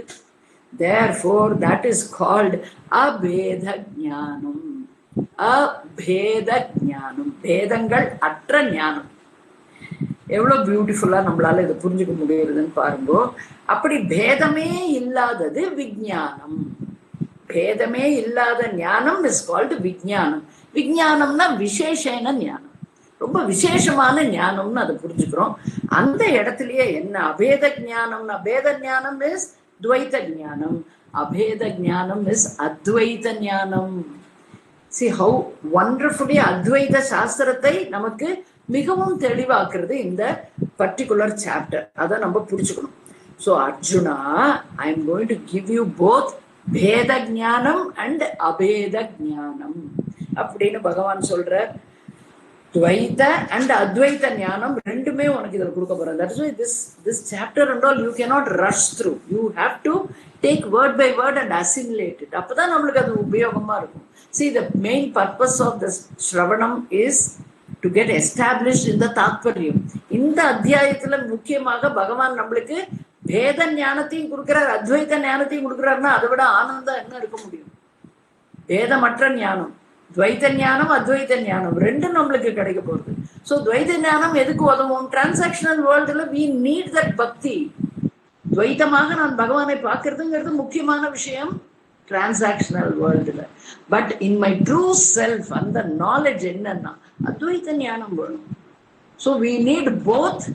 For practical purposes we will be going to the temple, praying, doing archanai, abhishekam ellam. And at the same time to establish and remove all these samsara dukkam, we need advaita ஞானம். அன்றாட வாழ்க்கையில் ஏற்படும் துக்கத்திற்கு கோவில், பகவான் இது அவசியம். ஆனால் total entire சம்சார துக்கத்தை நிவர்த்தி செய்யணும்னா அத்வைத ஞானம் வேணும். ஸோ ரெண்டையுமே இந்த சாப்டர்ல கொடுக்குறாருன்னா இதை நம்ம சரியான முறையில புரிஞ்சுக்கணும். அகம் வக்ஷ்யாமி அப்படிங்கிறார். எதுக்காக? அனசூயவே தே அர்ஜுனா அப்படி. உன்னிடம் இந்த கிரிட்டிக்கல் புத்தி இல்ல. அதுக்கு எப்படி சொல்றாரு அவர்னா, அதுவும் இந்த சாப்டர் பகவான் வந்து வாலண்டரியா டீச் பண்றார். Means he knows Arjuna needs தி அத்வைத ஞானம். 2வது அத்தியாயத்திலையும் 12லேருந்து 25 ஸ்லோகம் வரைக்கும் அத்வைத்தம் தான் சொல்லி கொடுத்தார். ஆனா அர்ஜுனனுடைய அப்போது இருந்த மனநிலையில் ரொம்பவுமே அஜிடேட்டட் மைண்ட்ல இருந்ததுனால ஃபர்ஸ்ட் அத்தியாயம் ஃபுல்லா அதுதான். அத்வைத்தம் அவனுக்கு புரிஞ்சுக்க முடியல. ஆத்மஸ்வரூபத்தை he could not connect with that. So பகவான் என்ன பண்ணார், கொஞ்சம் கொஞ்சமா கர்ம யோகத்துக்கு வந்து சித்த சுத்தியை பண்ணி கொண்டு உன்னுடைய ஸ்வதர்மத்தை நீ சரியான முறையில் செய்து கொண்டு கர்மத்தை கர்ம யோகமாக செய்து ஈஸ்வரார்ப்பண புத்தியோடு அதனுடைய பலனையும் பிரசாதமாக எடுத்துக்கொள்ளும் பக்குவத்தையும் வளர்த்துட்டு நீ என்ன பண்ணணும்னா 4வது 5வது அத்தியாயம் 6வதுல தியான யோகம் பார்த்தோம். கர்ம சந்நியாசம் என்னன்னு புரிஞ்சுட்டோம். So karma sannyasam is not running away from karma. Karma sannyasam is knowing aham akarta. செய்பவன் நான் இல்லைன்னு புரிஞ்சுக்கணும். அதுக்கு பேசிஸா என்னெல்லாம் புரிஞ்சுக்கணுமோ அதெல்லாம் அங்க விளக்கினார். துவம் பதத்தினுடைய எக்ஸ்பிளனேஷன். இந்த பர்டிகுலர் செக்ஷன்ல பகவான் இஸ் பியூட்டிஃபுல்லி கிவிங் அஸ் அத்வைதம். என்ன on what basis? On that ஈஸ்வர ஸ்வரூபம்ங்கிற பேசிஸ்ல he is giving us the Advaitham. Arjuna, you have got the rarest quality. என்ன? அனசூயவே. அனசூய அப்படின்னாலே we should understand it is very difficult to practice. எதை பார்த்தாலும் கிரிட்டிக்கலா பார்க்கறது தான் மனுஷனுடைய சாமான்யமான ஸ்வரூபம். என்ன சொல்றது, தட் இஸ் his nature, ஸ்வபாவம். பட் பகவான் இங்க என்ன சொல்றாரு, Arjuna you are non-critical. You don't have this critical mind. You accept as it is. என்னவோ அதை அப்படியே ஏற்றுக்கொள்ளும் பக்குவம் உனக்கு இருக்கிறது. கேட்டுக்கொண்ட பின் அதை ஆராய்ச்சி செய்வாயே அந்நியில். கேட்கும் போது கம்பேரிசனோ இல்ல ரிஜெக்ஷனோ இல்ல டிஜெக்ஷனோ உனக்கு வரவே வராது. Therefore பகவான் is focusing and telling Arjuna, listen properly, கவனமாக கேட்டுக்கொள் அப்படின்னு. ஸோ 4வது, இது 3வது ஸ்லோகம் வரைக்கும் பகவான் இஸ் கிவிங் ஆல் திஸ். 4வது ஸ்லோகத்திலிருந்து 10வது ஸ்லோகம் வரைக்கும் பிரம்மஸ்வரூபத்தை பற்றின விளக்கங்கள் நம்மளுக்கு கொடுக்கிறார். 4லிருந்து 10வது ஸ்லோகம் வரைக்கும் பகவான் is giving us a beautiful description of பிரம்ம. பிரம்மனா என்ன? நிர்குண ஸ்வரூபம். What we are looking at now in this chapter is நிர்குண ஈஸ்வர ஸ்வரூபம். அதாவது தத்வதத்தை சொல்லுவதனால we are bringing in that word ஈஸ்வர. சோ தத்பதம் என்பது என்னன்னா பகவானை குறிப்பதுன்னு சொல்லுவோம். அதனாலதான் கேள்வி வருது, இந்த ஸ்தூலமான எண்ணை நினைத்து கொண்டு துவம் பதத்திற்கு வாச்சியார்த்தம் அண்ட் பகவானையும் ஸ்தூலமான உருவத்தில் நினைத்து கொண்டிருந்தா, தட் இஸ் அட்ரிபியூட்ஸோட சகுணமாக பார்க்கும் போது I am feeling a lot of difference. The moment all these superficial, you know what it is, superimposition, அத்தியாச, இந்த நாம ரூபங்கள் அத்தியாசம்னு புரிஞ்சுட்டு நீக்கிய பின் அங்க இருப்பது நான் மட்டுமேன்னு புரிஞ்சுக்கிறேன். There are no two. What is in Ishvara is what is in me. What is in me is what is in everything around me. Sarvam Brahmamayam Jagat. ஆனந்தமா படிக்கணும் இந்த போர்ஷன்லாம். ஓகே, ஸோ நேச்சர் ஆஃப் பகவான் in this part, எது 4வதுலேருந்து 10வது வரைக்கும் is நிர்குண ஸ்வரூபம். So இந்த நிர்குண ஸ்வரூபம்ங்கிறதுனால அது என்ன? பிகாஸ் இட் இஸ் நிர்குணம். நிர்குணம்னா அட்ரிபியூட்ஸ் இல்லை, நாமம் ரூபம் இதெல்லாம் கிடையாது. அதனால அது என்ன? அவ்யக்தம். What is avyaktam? Avyaktam is which is not revealed by the sense organs. எதையெல்லாம் கண் காது மூக்கு மெய் வாய் மூலமாக ஞானேந்திரியங்கள் மூலமாக தெரிந்து கொள்ளுகிறோமோ அவைகள் எல்லாம் வியக்தம்னு சொல்லுவோம். அதாவது everything is visible, everything is tangible, everything is I can hear, I can talk, I can smell, I can taste. இது எல்லாமே என்ன அப்படின்னா all this is வியக்தம். இந்த அவ்யக்தம், அவ்யக்தம் அப்படின்னா opposite of that which cannot be grasped by the ஞானேந்திரியாஸ், which can never be understood by looking at something. I looked there and I found the Brahmam அப்படின்னா it is not true. அப்படியே நான் பிரம்மத்தையே நினைச்சுட்டு இருந்தேன், எங்க பார்த்தாலும் எனக்கு பிரம்மமா தெரிஞ்சதுன்னா நாட் ட்ரூ. எது எல்லாம் மனதினால் உணரப்படுகிறதுன்னு சொல்றோமோ அதுவும் பிரம்மம் இல்லை. எதுவெல்லாம் காது கண்ணு மூக்கு வாய் மெய் வழியாக தெரிந்து கொண்டேன்னு சொல்றோமோ அதுவும் பிரம்மம் இல்லை. அப்ப பிரம்மம்னா என்னன்னு சாஸ்திரத்துல நம்ம கேட்டோம்னா இந்த போர்ஷன்ல அதான் வரப்போறது. that which is beyond shabda sparsha rupa rasa gandha, that is avyaktam. அந்த அவ்யக்தம்ங்கிறது இது முதல் feature. this is the first feature of பரபிரம்மம், that is பிரம்மஸ்வரூபம். நம்மளுடைய இந்த டாபிக்ல நிர்குண ஈஸ்வர ஸ்வரூபம். ரெண்டாவது feature, this is the first description. Second description feature எப்படி சொல்றாரு அப்படின்னா சர்வகதஹ. இதெல்லாம் ரெண்டாவது அத்தியாயத்துல படிச்சதுதான், பட் we have to connect with that. Okay, எப்பவுமே சாஸ்திரத்தினுடைய ஒரு அற்புதம் என்னன்னா அரிச்சுவடியிலேருந்து ஆரம்பிச்சு அல்டிமேட் நாலேஜ் வரைக்கும் ஒரே ஒரு சிங்கிள் த்ரெட் தான் போயிட்டு இருக்கு. தத்துவபோதில நம்ம எதை ஆரம்பிச்சோமோ டெஃபினிஷன் டெக்ஸ்ட்னு அதுவே தான் பிரம்மசூத்திரத்திலும் வருகிறது, உபனிஷத்துலயும் அதுவே தான் சொல்லப்படுகிறது. So therefore this is the beauty of our shastra. There is no variations and there is no divergence also. இங்கேருந்து வேற ரூட்ல போனாலும் அதை கண்டுபிடிக்கலாம் முடியாது, ஒரே வழிதான். என்னன்னா ஞான யோகம். என்ன ஞான யோகம்னா என்ன? ஸ்ரவண மனன நிதித்தியாசனம். that is the only way you can understand this. அதனால்தான் ஸ்ரவணம் is very very very essential to understand what am I going to study in this topic. Therefore second feature என்ன? சர்வகதஹ. ஏன் சர்வகதகன்னு சொல்றோம்? சர்வகதகனா என்ன அர்த்தம் அப்படின்னா சர்வகதகனா ஆல் பர்வேடிங் அப்படின்னு அர்த்தம். எல்லா இடத்திலும் நீக்கமர நிறைந்திருப்பது அப்படின்னு அர்த்தம். So why is it that way? Why? How can that Brahman be sarvavyaapi அப்படின்னு கேட்டா அதுக்கு என்ன சொல்றான்னா because it does not have any boundaries.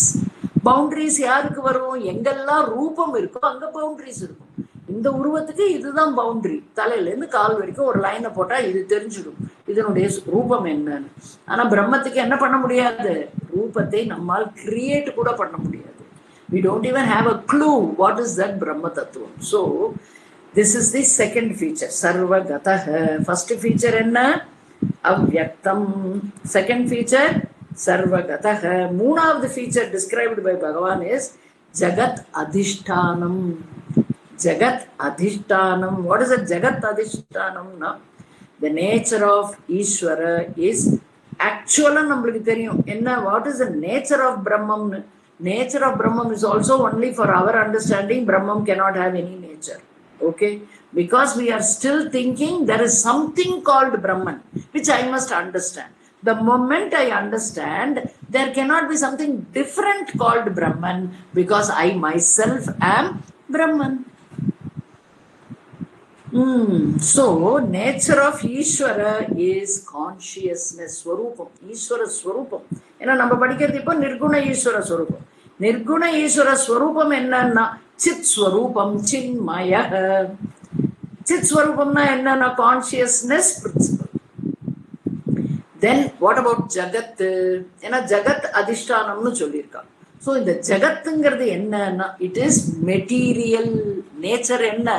Material. அந்த ஈஸ்வரனுடைய யார் ஒருவர் இந்த உலகத்துக்கு ஆதாரமா இருக்காரோ, சிருஷ்டியாக சிருஷ்டி ஸ்திதி லயகர்த்தாவாக இருந்து எல்லாவற்றையும் நிர்வாகம் பண்ணிட்டு ஆதாரமாக இருக்கிறாரோ அவருடைய நேச்சர் என்னன்னா சின்மய, சித் ஸ்வரூபம், ஞானஸ்வரூபம். And also it is consciousness principle that alone can give life everywhere and anywhere for anything that comes in contact with it. எப்படி electricity, when it comes, any object that comes in contact with electricity என்ன ஆகும்? It will be electrified. அந்த மாதிரி சேத்தன ஸ்வரூபமான இந்த ஈஸ்வரனிடம் அதோட ஒரு என்ன வரும்? ஒரு suppose like something happens like it brings it to the proximity. அது என்ன ஆயிடும்? நான் சேத்தனமயமாயிடும். அப்படிதான் ஆச்சு.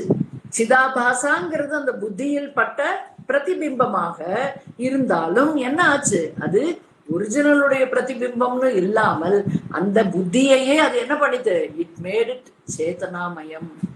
அந்தக்கரணம் became சேத்தனம். therefore the entire body became சேத்தனம். பாடி என்ன? ஜட வஸ்து, பொருள். ஸோ இங்கே அதிஷ்டானம், நேச்சர் ஆஃப் ஈஸ்வர இஸ் கான்சியஸ்னஸ், நேச்சர் ஆஃப் ஜகத் is Nature of Jagat is Jadam, material. Material is Jadam. So, when Bhagavan, Ishwaran is the substratum, that is Adhishtanam of the world, அப்படின்னா என்ன அர்த்தம்? நம்ம என்ன சொன்னோம்? Whenever something comes into the proximity of this consciousness, it will also get illumined. அதுக்கும் என்ன வந்தது? Consciousness வந்தது. எங்க படிச்சோம்னா தத்துவ போதுல பிரம்மா ஆஸ்ரயா மாயா. மாயா என்ன? ஜடம், திரிகுணாத்மிகா. There is no life in it. Independent existence கிடையாது. ஆனாலும் பிரம்மத்தினுடைய ஆசிரியத்தினால, சமீபத்தினால என்ன ஆச்சுன்னா, it has taken shelter under Bhagavan, the Chaitanyam. Therefore it also got என்ன? Life. அப்படிதான் இந்த சரீராதிகள் எல்லாம் வாழறோம் நினைச்சிட்டு இருக்கோம். Because of the proximity to that consciousness principle, Dehamana Buddhi, which is material, Jadam, appears to be full of life, alive and kicking அப்படிங்கிறோமோ. இதெல்லாம் என்னத்தினாலன்னா, because this body's proximity to that Atma Chaitanya. Okay, so இங்க என்னன்னா, the substratum of the world, which is Ishwaran, is equal to, what is it then? It is the essence of that entire Jagat. What is Jagat? Matter. So consciousness is the essence of matter. மாயாவினுடைய essence என்னன்னா consciousness principle. மாயாவிலிருந்து பஞ்சபூதங்கள் வெளிப்படுவது, திரிகுணங்கள் வெளிப்படுவது எல்லாமுமே அந்த பிரம்மத்தினுடைய ஆசிரியத்தினால்தான். Otherwise it cannot even feel, it cannot even do anything. How can suddenly பஞ்சபூதங்கள் அதிலிருந்து எப்படி வர முடியும்? Only because of the Atma's proximity. Therefore consciousness can exist independent of matter, whether there is matter or not. என்ன இருக்கும்? Consciousness principle is ever present everywhere. Whereas matter என்ன விஷயம்? Matter cannot exist without consciousness. முக்கியமா நம்ம இதை வச்சுக்கணும். இந்த சரீராதிகள் மீது அபரிமிதமான அபிமானம், ஐடென்டிஃபிகேஷன் இருக்கிற போது this point should come to our mind. This body is because Chetanam is. Presence of the Sat Chit makes this body be there and be with consciousness, awareness, alertness எல்லாம் இருக்கணும் நம்மளுக்கு. அல்ல, அது ரொம்ப சுலபமா புரிஞ்சுக்கிற விஷயம்தான் இந்த வேதாந்தம். நம்ம தான் அதை காம்ப்ளிகேட் பண்ணிக்கிறோம். சிம்பிள் லாங்குவேஜ்ல என்ன சொல்லியிருக்கா? எது ஒன்று ஆதாரமாக இருக்கிறதோ அந்த ஆதாரம் நீ. எதெல்லாம் ஆதாரத்துக்கு என்ன ஆதேயமா இருக்கோ அதெல்லாம் கிரியேட்டட் மேட்டர். கிரியேஷன் வந்ததுன்னா எது எல்லாம் முன்பு இருந்து இப்போ முன்பு இல்லாமல் பின் வந்து மீண்டும் இல்லாமல் போகிறதோ அதெல்லாம் கிரியேட்டட் விஷயம். So this body was not there before I was born. The moment I came into being, this body appeared. Then afterwards what happens? It undergoes 6 different modifications. Asti jayate vardate viprinamate apakshiyate vinashyati. Then one fine day, this body is not going to be there. But I should not be worried on that cause. Why? Because naham deham, நம்ம இந்த தேகம் இல்லைன்னு புரிஞ்சுட்டோம். வேதாந்தத்துல இதெல்லாம் நம்ம மனசுக்குள்ள மீண்டும் மீண்டும் போயிட்டு வந்துட்டு இருக்கணும். So consciousness, the adhishtanam, the substratum, the support, adharam of this entire creation, the whole universe is Chetana Vastu, consciousness, and it is the essence of everything that is in Rupa Rasa Gandha Sparsha and Shabda Sparsha Rupa Rasa Gandham. இந்த 5 ஞானேந்திரங்கள் வழியாக பார்த்து கேட்டு உணர்ந்து சுவைத்து தொட்டு உணர்ந்து அனுபவங்களை அடையக்கூடிய எல்லா பொருள்களுடைய எசன்ஸ் இஸ் திஸ் கான்சியஸ்னஸ். அதுதான் ஆதாரம். இந்த உடல் நிற்கிறதுன்னா அதுக்கு ஆதாரம் இஸ் கான்சியஸ்னஸ். இந்த உடல் தொப்புனு கீழே விழுந்ததுன்னா என்னன்னா unconscious. Consciousness is not available. அதுக்கப்புறம் ஃபைனலா டோட்டல் அன்கான்சியஸ்னா என்ன அர்த்தம்? மூச்சு பேச்சே இல்லை, மூச்சும் இல்லைன்னா என்னன்னா மயக்கமானது is unconsciousness. Death is totally you are not available to the world anymore. மயக்கமா இருக்கிறவன் வந்துடலாம், திருப்பி குளோரோஃபார்ம் கொடுத்தா திருப்பியும் வந்துடலாம். அதான சொல்ற, அனஸ்தீஷியா கொடுக்குறோம். இந்த surgery will take 6 hours and they will be put on a heart lung machine, and then finally they will come out of this anesthesia effect after 3 hours. We will tell you, then wait outside. So what does it mean? There is something called fainting, means temporary unconsciousness, and there is one permanent unconsciousness for the body, not for me. Understand that. So and the permanent is called death, temporary is called fainting or an anesthesia effect. Okay, so Bhagavan is Jagat Adhisthana Swarupah. By being Jagat Adhisthana Swarupam, what is Bhagavan doing now? Bhagavan is enlivening the Jagat also, proximity to the Chetana. So you have to connect all this. Nangavadu feature enna asangatvam. This is the most important. ஆச்சாரியாவோட ஸ்லோகம் ஞாபகத்துக்கு வரணும். அசங்கோகம் அசங்கோகம் அசங்கோகம் புனப்புனக. மீண்டும் மீண்டும் I must remember I can not have any சங்கம் with anything. இது ரொம்ப ரொம்ப முக்கியம். இந்த feature is very essential. But this feature is connected with all the earlier features. முதல்ல இருக்கிறதெல்லாம் புரிஞ்சுட்டே வந்தா தான் இதை நம்மளால நேரடியா புரிஞ்சுக்க முடியும். என்னங்கிறா அசங்கத்துவம். நம்ம அசங்கங்கிற சப்தம் பல இடத்துல படிச்சிருக்கோம், சொல்லிட்டு இருக்கோம். அது ஆனா சரியான முறையில நம்மளுடைய வாழ்க்கை அனுபவத்துல பிரயோகம் பண்ணணும். அதுக்குதான் when the situation comes, I should be able to understand I have nothing to do with the situation. How difficult it is. But if this knowledge is very clear and strong in me, என்னால ரொம்ப சுலபமா அந்த சங்கம் ஏற்படுத்திக்காம இருக்க முடியும். Emotionally, I will not topple into that situation, fall into the situation, get into the trap called the situation. இதெல்லாம் நம்மளுக்கு ஒரு என்ன சொல்றது, தெய்வ அனுகிரகம் தான். இந்த சாஸ்திரத்துல இப்படிப்பட்ட ஒரு படிப்பை நம்ம படிக்கிறது. நான்காவது ஃபீச்சர் அசங்கத்துவம் இஸ் தோ திஸ் பகவான், இந்த ஈஸ்வரன் யாரு, நிர்குண ஈஸ்வர ஸ்வரூபத்துல இருக்கிறவர் அதிஷ்டானமாக இருந்தாலும் என்ன கிடையாது, அதன் மீது ஜகத்தானது வந்து போய் கொண்டிருக்கிறது. அதிஷ்டானம் மாறாது, அசையாது, எங்குமே போய் வராது. It can never go and come. ந ஜாயத்தே ந மிரியத்தே கதாச்சித்து படிச்சிருக்கோமா, 2வது அத்தியாயம் கட்டோபனிஷத் மந்திரம் அது. சோ இங்க என்ன சொல்றா, பகவான் அதிஷ்டானமாக இருந்தாலும் அந்த முழுமையான சிருஷ்டி, the whole universe is என்ன superimposed on that பகவான். அதனால the impurities of that superimposition, the impurities of that entire srishti that is appearing on Bhagavan cannot touch that nirguna ஈஸ்வர ஸ்வரூபம்.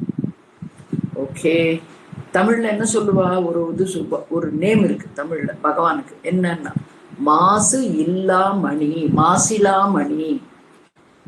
எவ்வளவு பியூட்டிஃபுல்லா இருக்கு பாருங்க. காரண பெயர்னு சொல்லுவோமே இதுதான். மாசு அப்படின்னா அழுக்குகள், இல்லை அப்படின்னா நாட் தேர், மணி அப்படின்னா is a gem. So this நிர்குண ஈஸ்வர ஸ்வரூபத்தை எப்படி சொல்லியிருக்கா, மாசிலா மணின்னு சொல்லியிருக்கா. இது இந்த பேர் கேட்கும் போது நம்மளுக்கு எவ்வளவு ஆனந்தமா இருக்கணும். ஏன்னா அதான் நம்ம பேரு. நம்ம ஒரிஜினல் ஸ்வரூபம் இஸ் ஒன்லி தட் நிர்குண ஸ்வரூபம். அந்த சகுணத்துல மாட்டிண்டு நம்ம இதுதான் நான் வாழறதுனால we have lot of impurities, we have to work towards removing it. The moment I understand என்கிட்ட எந்த அழுக்கும் இருக்க முடியாதுன்னு, because aham nirgunah, therefore I don't have to worry about anything. இங்க அந்த மாதிரி புரிஞ்சுக்கணும். பகவான் இஸ் லைக் ஸ்பட்டிகம். ருத்ரம் தெரிஞ்சவாளுக்கு தெரியும். ஃபர்ஸ்ட் நாமா ஆஃப் சிவன் என்ன சொல்லியிருக்கா அந்த ருத்ரத்துல அப்படின்னா, சுத்த ஸ்பட்டிக சங்காசம். இதுதான் முதல்ல ஆரம்பிக்கிறது. திரிநேத்திரம், அப்புறம் தான் அதனுடைய வர்ணனைகள் எல்லாம் அட்ரிபியூட்ஸா வருது. சுத்த ஸ்பட்டிக சங்காசம் means that which is as clear as the crystal. What will the crystal do? It will ever be the clean crystal. Nothing can make it change itself. அங்க என்ன வந்தது, அது பக்கத்துல வைக்கிற, இதெல்லாம் ஆத்ம போதுல படிச்சிருக்கோம். பக்கத்துல வைக்கிற வஸ்திரத்தின் கலர் அது வழியாக பார்க்கப்படும் போது அது ஸ்பட்டிக லிங்கம் எப்படி தெரிஞ்சது, பச்சை லிங்கமா தெரிஞ்சது, மஞ்சள் லிங்கமா தெரிஞ்சது. புஷ்பம் வந்து shoe flower, red shoe flower வச்சோன்னா ரெட் கலர் லிங்கமா தெரிஞ்சது. ஸோ இதெல்லாம் என்ன, சூப்பர் இம்போசிஷன். அதிஷ்டானம் is that ஸ்பட்டிக லிங்கம், super imposition is whatever is kept around it, and that is seen through the lingam as though it is changed, colour மாறியதாக. So இதெல்லாம் மனக்கல்பிதம். So ஜகத் இதுதான் 4வது ஃபீச்சர். எது? அசங்க. அருகிலேயே இந்த உலகம் இருந்தாலும், அதனிலேயே இந்த உலகம் தோன்றினாலும், அந்த உலகம் சிருஷ்டியினால் இந்த அதிஷ்டானம் ஒரு போதும் டெயின்டட்னா என்ன? அழுக்குகளை அடையாது. சிருஷ்டியில் இருக்கும் அழுக்குகள் ஒருபோதும் எதை தொடாது? ஆத்மாவை தொடாது. இந்த அதிஷ்டானமான நிர்குண ஈஸ்வர ஸ்வரூபத்தை தொடாது. இது ஞாபகம் வச்சுக்கணும். 5வது ஃபீச்சர் ஜகத் சிருஷ்டி ஸ்திதி லய கர்த்தா. பகவானுக்கு லய காரணம் கர்த்தா. சோ காரணம் என்ன? இந்த சிருஷ்டி வருவதற்கு காரணமும் நிர்குண ஈஸ்வர ஸ்வரூபம். அதே போல இது ஸ்திதி மீன்ஸ் இட் இஸ் சஸ்டெயின்ட். யாரால? ஈஸ்வரனாலதான். அண்ட் லயம் எங்கன்னா ஈஸ்வரன்ல தான். எங்கிருந்து வந்ததோ அங்கேயே இருந்து அதிலேயே லயம் ஆகிறது.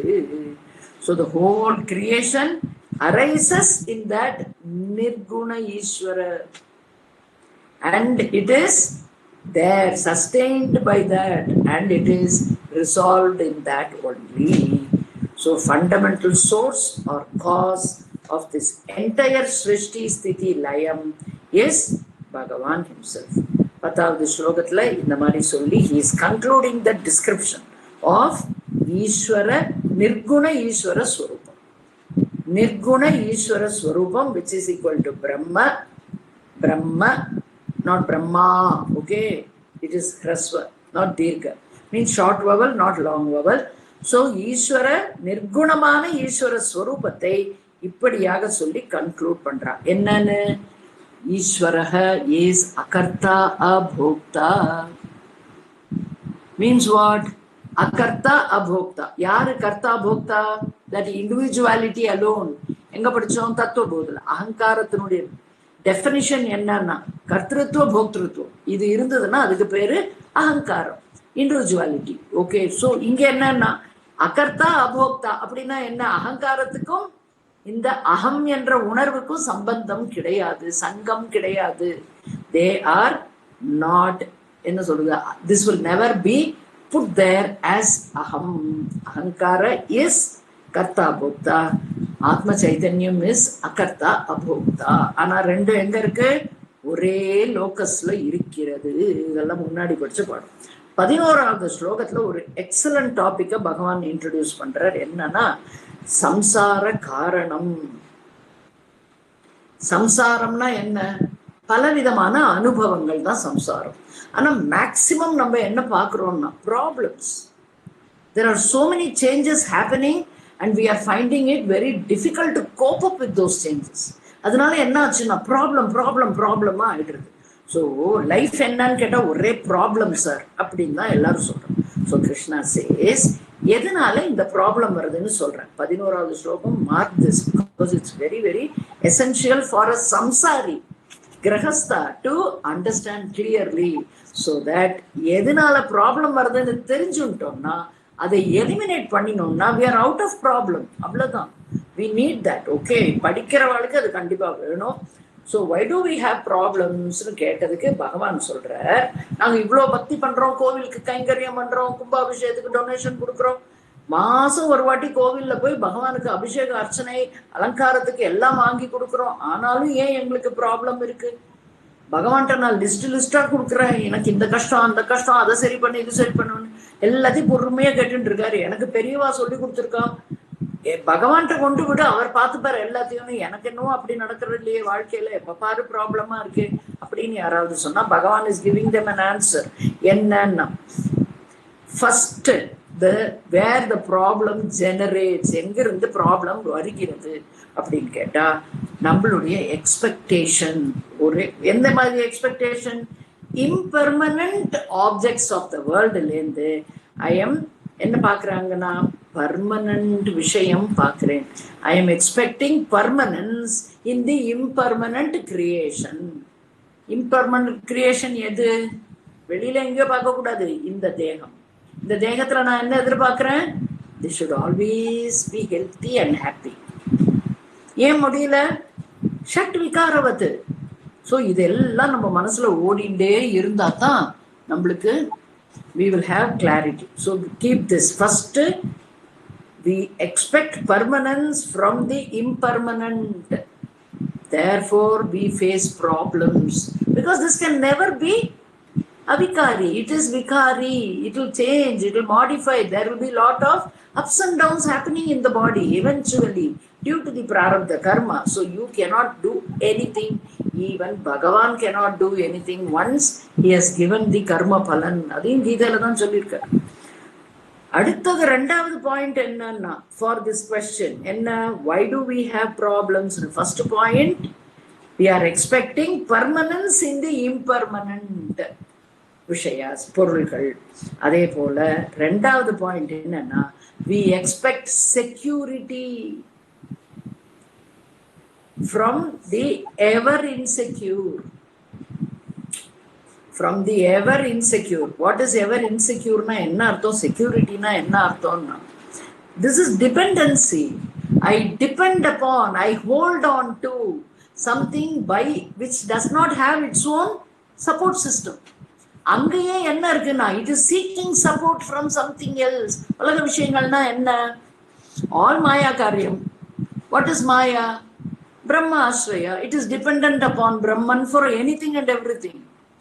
அந்த மாதிரி இருக்கிற மாயா காரியமான இந்த நாமரூபங்களா இருக்கிற இந்த உலகத்தை பிடித்து கொண்டு இதுதான் எனக்கு செக்யூரிட்டின்னு சொல்லும் போது என்ன ஆச்சுன்னா, டபக்குன்னு அதுவும் விழும், பின்னாடியே நம்மளும் விழுவோம். That is what is called foolish way of thinking. Our expectation to get security from that most insecure thing, that is ever insecure, that is what is the problem creator னு பேரு. அடுத்தது என்னன்னா பூர்ணத்துவம். நம்மளுடைய ஸ்வரூபம் என்னன்னா பூர்ணத்துவம். என்ன எங்க படிச்சோம்? சத்தியம் ஞானம் அனந்தம் பிரம்ம. அனந்தம் is infinitude. Infinitude is Purnam. Purnam is where there cannot be any need for anything. எதுவுமே நமக்கு தேவையில்லை. ஐயோ நாங்களாம் அப்புறம் எப்படி சாப்பிடுறது, எப்ப தூங்குறது, துணிமணி வேண்டாமா, ஆபீஸ் போக வேண்டாமா, வீட்டுல எல்லா வேலையும் யார் பண்ணுவா, இப்படி எல்லாம் கேள்வி கேட்டோம்னா we have to go back to our basic lessons. This all these descriptions we are giving is belonging to the anatma deha mana buddhi. Atma swarupatha பத்தி படிச்சுட்டு இருந்தோம். ஈஸ்வர நிர்குண ஈஸ்வர ஸ்வரூபம். So connect there. That is பூர்ணஹ and ஆனந்தஹ. பூர்ணம்னா என்ன? ஆனந்தம். நம்ம எதுக்காக எதையோ தேடிட்டு இருக்கோம் பிறந்ததுல இருந்துன்னா, அமைதி ஆனந்தம் அடைய மாட்டோமான்னு தான் தேடிட்டு இருக்கோம். எல்லா ஜீவராசிகளும் அதான் பண்றது. So Bhagavan என்ன சொல்றாரு? The moment I understand aham purnaha, then there is nothing for me to search. My search ends when I understand the Vedanta concept. தத்துவத்தை உணர்ந்தேன். இது நம்மளுக்கு முக்கியம். So நான் என்ன பண்றேன்? I am expecting பூர்ணத்துவம் from the finite. I am expecting infinitude in finite. What is infinitude? ஆனந்தம், அமைதி. இதான் infinite. Then what is that I am looking for it now? I am looking for Anandam and Amaidi in the most impermanent, insecure objects of the world.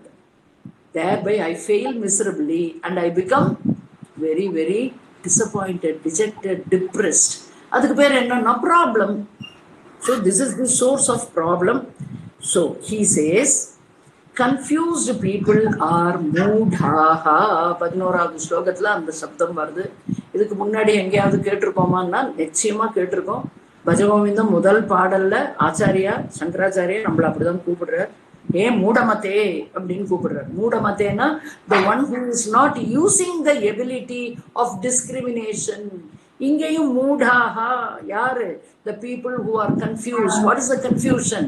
Not able to see which is secure and which is insecure.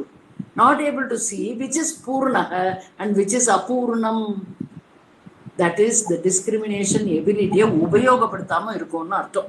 That is why there is confusion artham, because nobody understands and come to the higher nature.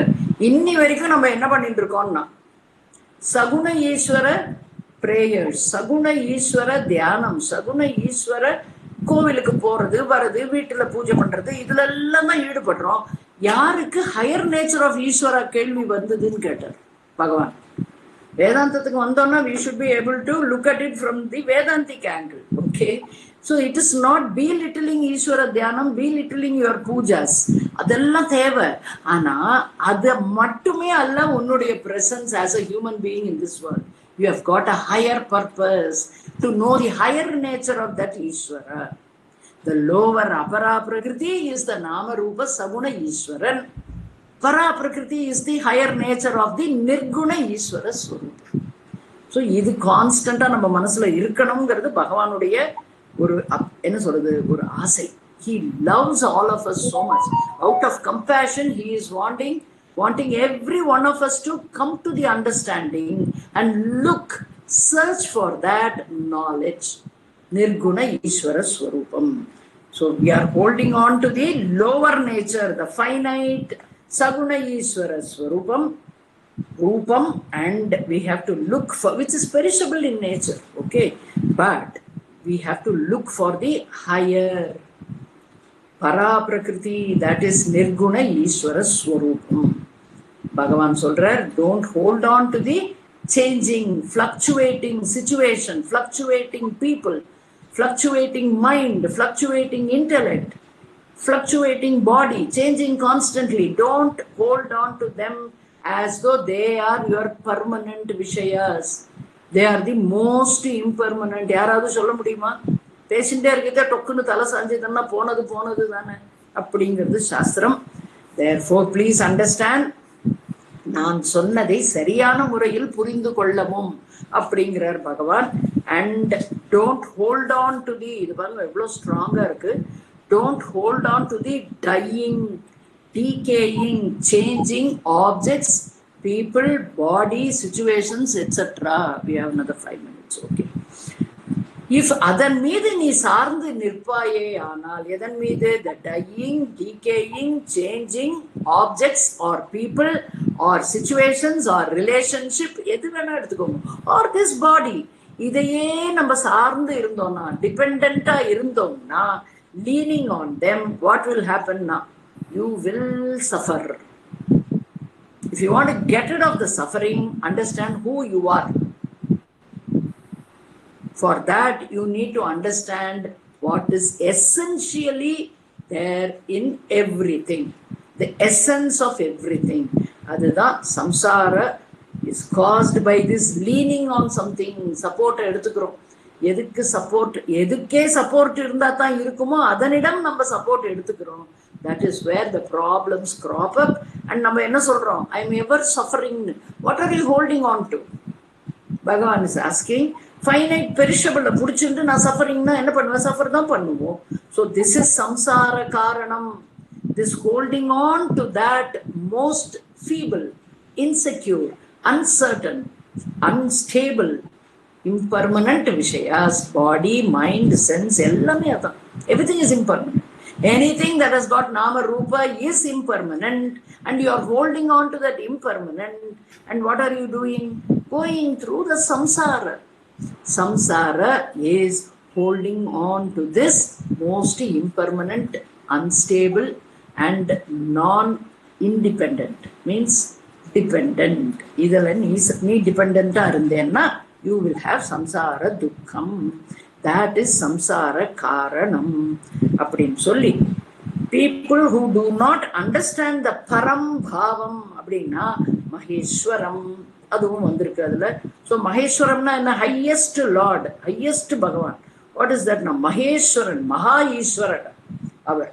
என்னன்னா வித்யாரண்ய சுவாமி ஒரு அத்தியாயமே இந்த சப்தத்துக்காக எழுதியிருக்கார் பஞ்சதசியில. Okay, அந்த என்னன்னா he is the highest lord. What is he? அதிஷ்டானம். அதிஷ்டானம். நிர்குண ஸ்வரூப is அதிஷ்டானம். The நியாமகஹ. நியாமகஹ நம்ம விஷ்ணு சஹஸ்ரநாமத்துல வர ஒரு நாமம். அது என்னன்னா he is the controller of all beings. Created beings எல்லாம் under whose control na? நம்ம வேணா நினைச்சுக்கலாம் நம்மளோட சௌரியப்படி நம்ம வாழறோம். See how I plan my life. ரிட்டையர்மெண்ட்டுக்கும் பிளான் பண்ணிட்டேன், இன்சூரன்ஸும் பண்ணி வச்சுட்டேன். என்னால யாருக்குமே கஷ்டம் இல்லை. I am a very good planner. You see, we will see when things start turning into magnified situations, then we will understand how helpless we are. So Niyamakaha is the one who controls. He is that Maha Ishwaran, Maheshwaran. And who is he? Niyamakaha. He is the controller of the entire creation. And what is that? Nirguna Swarupam. Nirguna Swarupam, how it controls everybody in Gata. Muchu varada amanga, that is Niyamakaha. He is controlling the breath. He is controlling the physiological functions in the body. Though it is the prana's duty, who gives life to that prana? Who makes the mind do what it is doing now? How these indriyas are functioning? Everything is because of this Nirguna Swarupamana Adhisthana.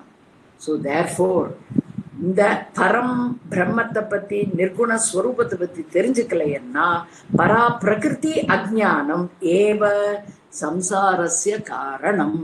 பரா பிரகிருதி அஜ்ஞானம் ஏவ சம்சாரஸ்ய காரணம். பரா பிரகிருதி அப்படிங்கிறது நிர்குண ஈஸ்வர ஸ்வரூபம், அதிஷ்டானம். இன்னும் என்னெல்லாம் படிச்சோமோ அதெல்லாம் ஞாபகத்துக்கு வரணும். சர்வகதக, அவ்யக்தம் எல்லாம் ஞாபகத்துக்கு வந்ததுன்னா we will understand what is this para prakriti. That para prakriti, which is the nirguna Ishwaran, if I am ignorant about, then that is my samsara karanam. That is where my life as a jiva begins, and I go on coming and going and coming and going. Punarapi jananam, punarapi maranam, punarapi janani jatare shayanam. Devaya unakku kekkuradhu. Onne நீ அறிந்து கொண்டால் இந்த சம்சாரம்ங்கிற துக்கத்திலிருந்து நிவர்த்தி. You don't have to run anywhere. You can be in the samsara and know you are not a samsari. 13வது அத்தியாயத்துல படிப்போம். அசம்சாரிங்கிறதுக்கு பிரமாதமா விளக்கம் கொடுத்திருப்பார் பாஷ்யக்காரர். ஓகே, சோ இதோட 11வது ஸ்லோகம் வரைக்கும் படிச்சிருக்கோம். 12 19 வரைக்கும் Krishna is going to talk about different kinds of people, types of people. We will see that in our next session, because I don't want to rush through these points. They are such wonderful, most enjoyable points, which is very essential for a sadhaka, mumukshuku. இதெல்லாம் தேவை. நம்மளாம் என்ன முமுக்ஷுவா இருந்து சாஸ்திரத்துக்கிட்ட வந்து சாதகனாகி இப்போது என்ன பண்ணிட்டு இருக்கோம்? We are doing அபியாசம். சாஸ்திரத்தை சிரவணம் பண்ணி அதை வாழ்க்கையில் பழக்கத்திற்கு கொண்டு வருவதற்கு முயற்சி. So sincere sadhakas should learn every chapter of Bhagavad Gita so that they will be what it is. அவ்வளவுதான். இந்த பகவத்கீதையில என்ன நீயே அதுன்னு சொல்றதுன்னா அந்த நீங்கிறது என்னன்னு புரிஞ்சுட்டுருவோம். அதுவே நான்ற அமைதியில நம்ம வாழ முடியும். So by God's grace we were able to do up to 11 shlokas today. அடுத்தடுத்து வரதெல்லாம் இதோட கனெக்டடா இருக்கிறதுனால we should be able to finish it in our next session. இதுல வந்து இந்த இன்ட்ரோடக்ஷன் பார்ட் நிறைய டைம் எடுக்குங்கிறதுனால தான் நான் மாமாட்ட ரிக்வெஸ்ட் பண்ணிட்டேன். And I know it is 12 o'clock, 2 minutes past 12. So you all can go for your lunch and other in a daily routines. And we will meet on Tuesday. That will be what? Tuesday is 21st. 21ஆம் தேதி செவ்வாய்க்கிழமை அன்னைக்கு கார்த்தால 10:30 மணிக்கு we will meet again to continue. Okay. God bless us all. Om Krishna Arpanam. Thank you, Ashaji. Hari Om Mama. It's my blessing that you are giving this opportunity to me. Thanks to you all. No, most of the subtle points, the way you explain, I think it's very, very clear. So we continue on all thanks to our Guru Parampara, Namma Gurudev என்னுடைய ஆச்சாரியா Swami Bodhatmanand ji. Krishna. Thank you, Ma. God bless. Krishna. पूर्णमुदच्यते पूर्णस्य पूर्णमादाय पूर्णमेवावशिष्यते. हरिः ओम्. श्रीगुरुभ्यो हरिः ओम्.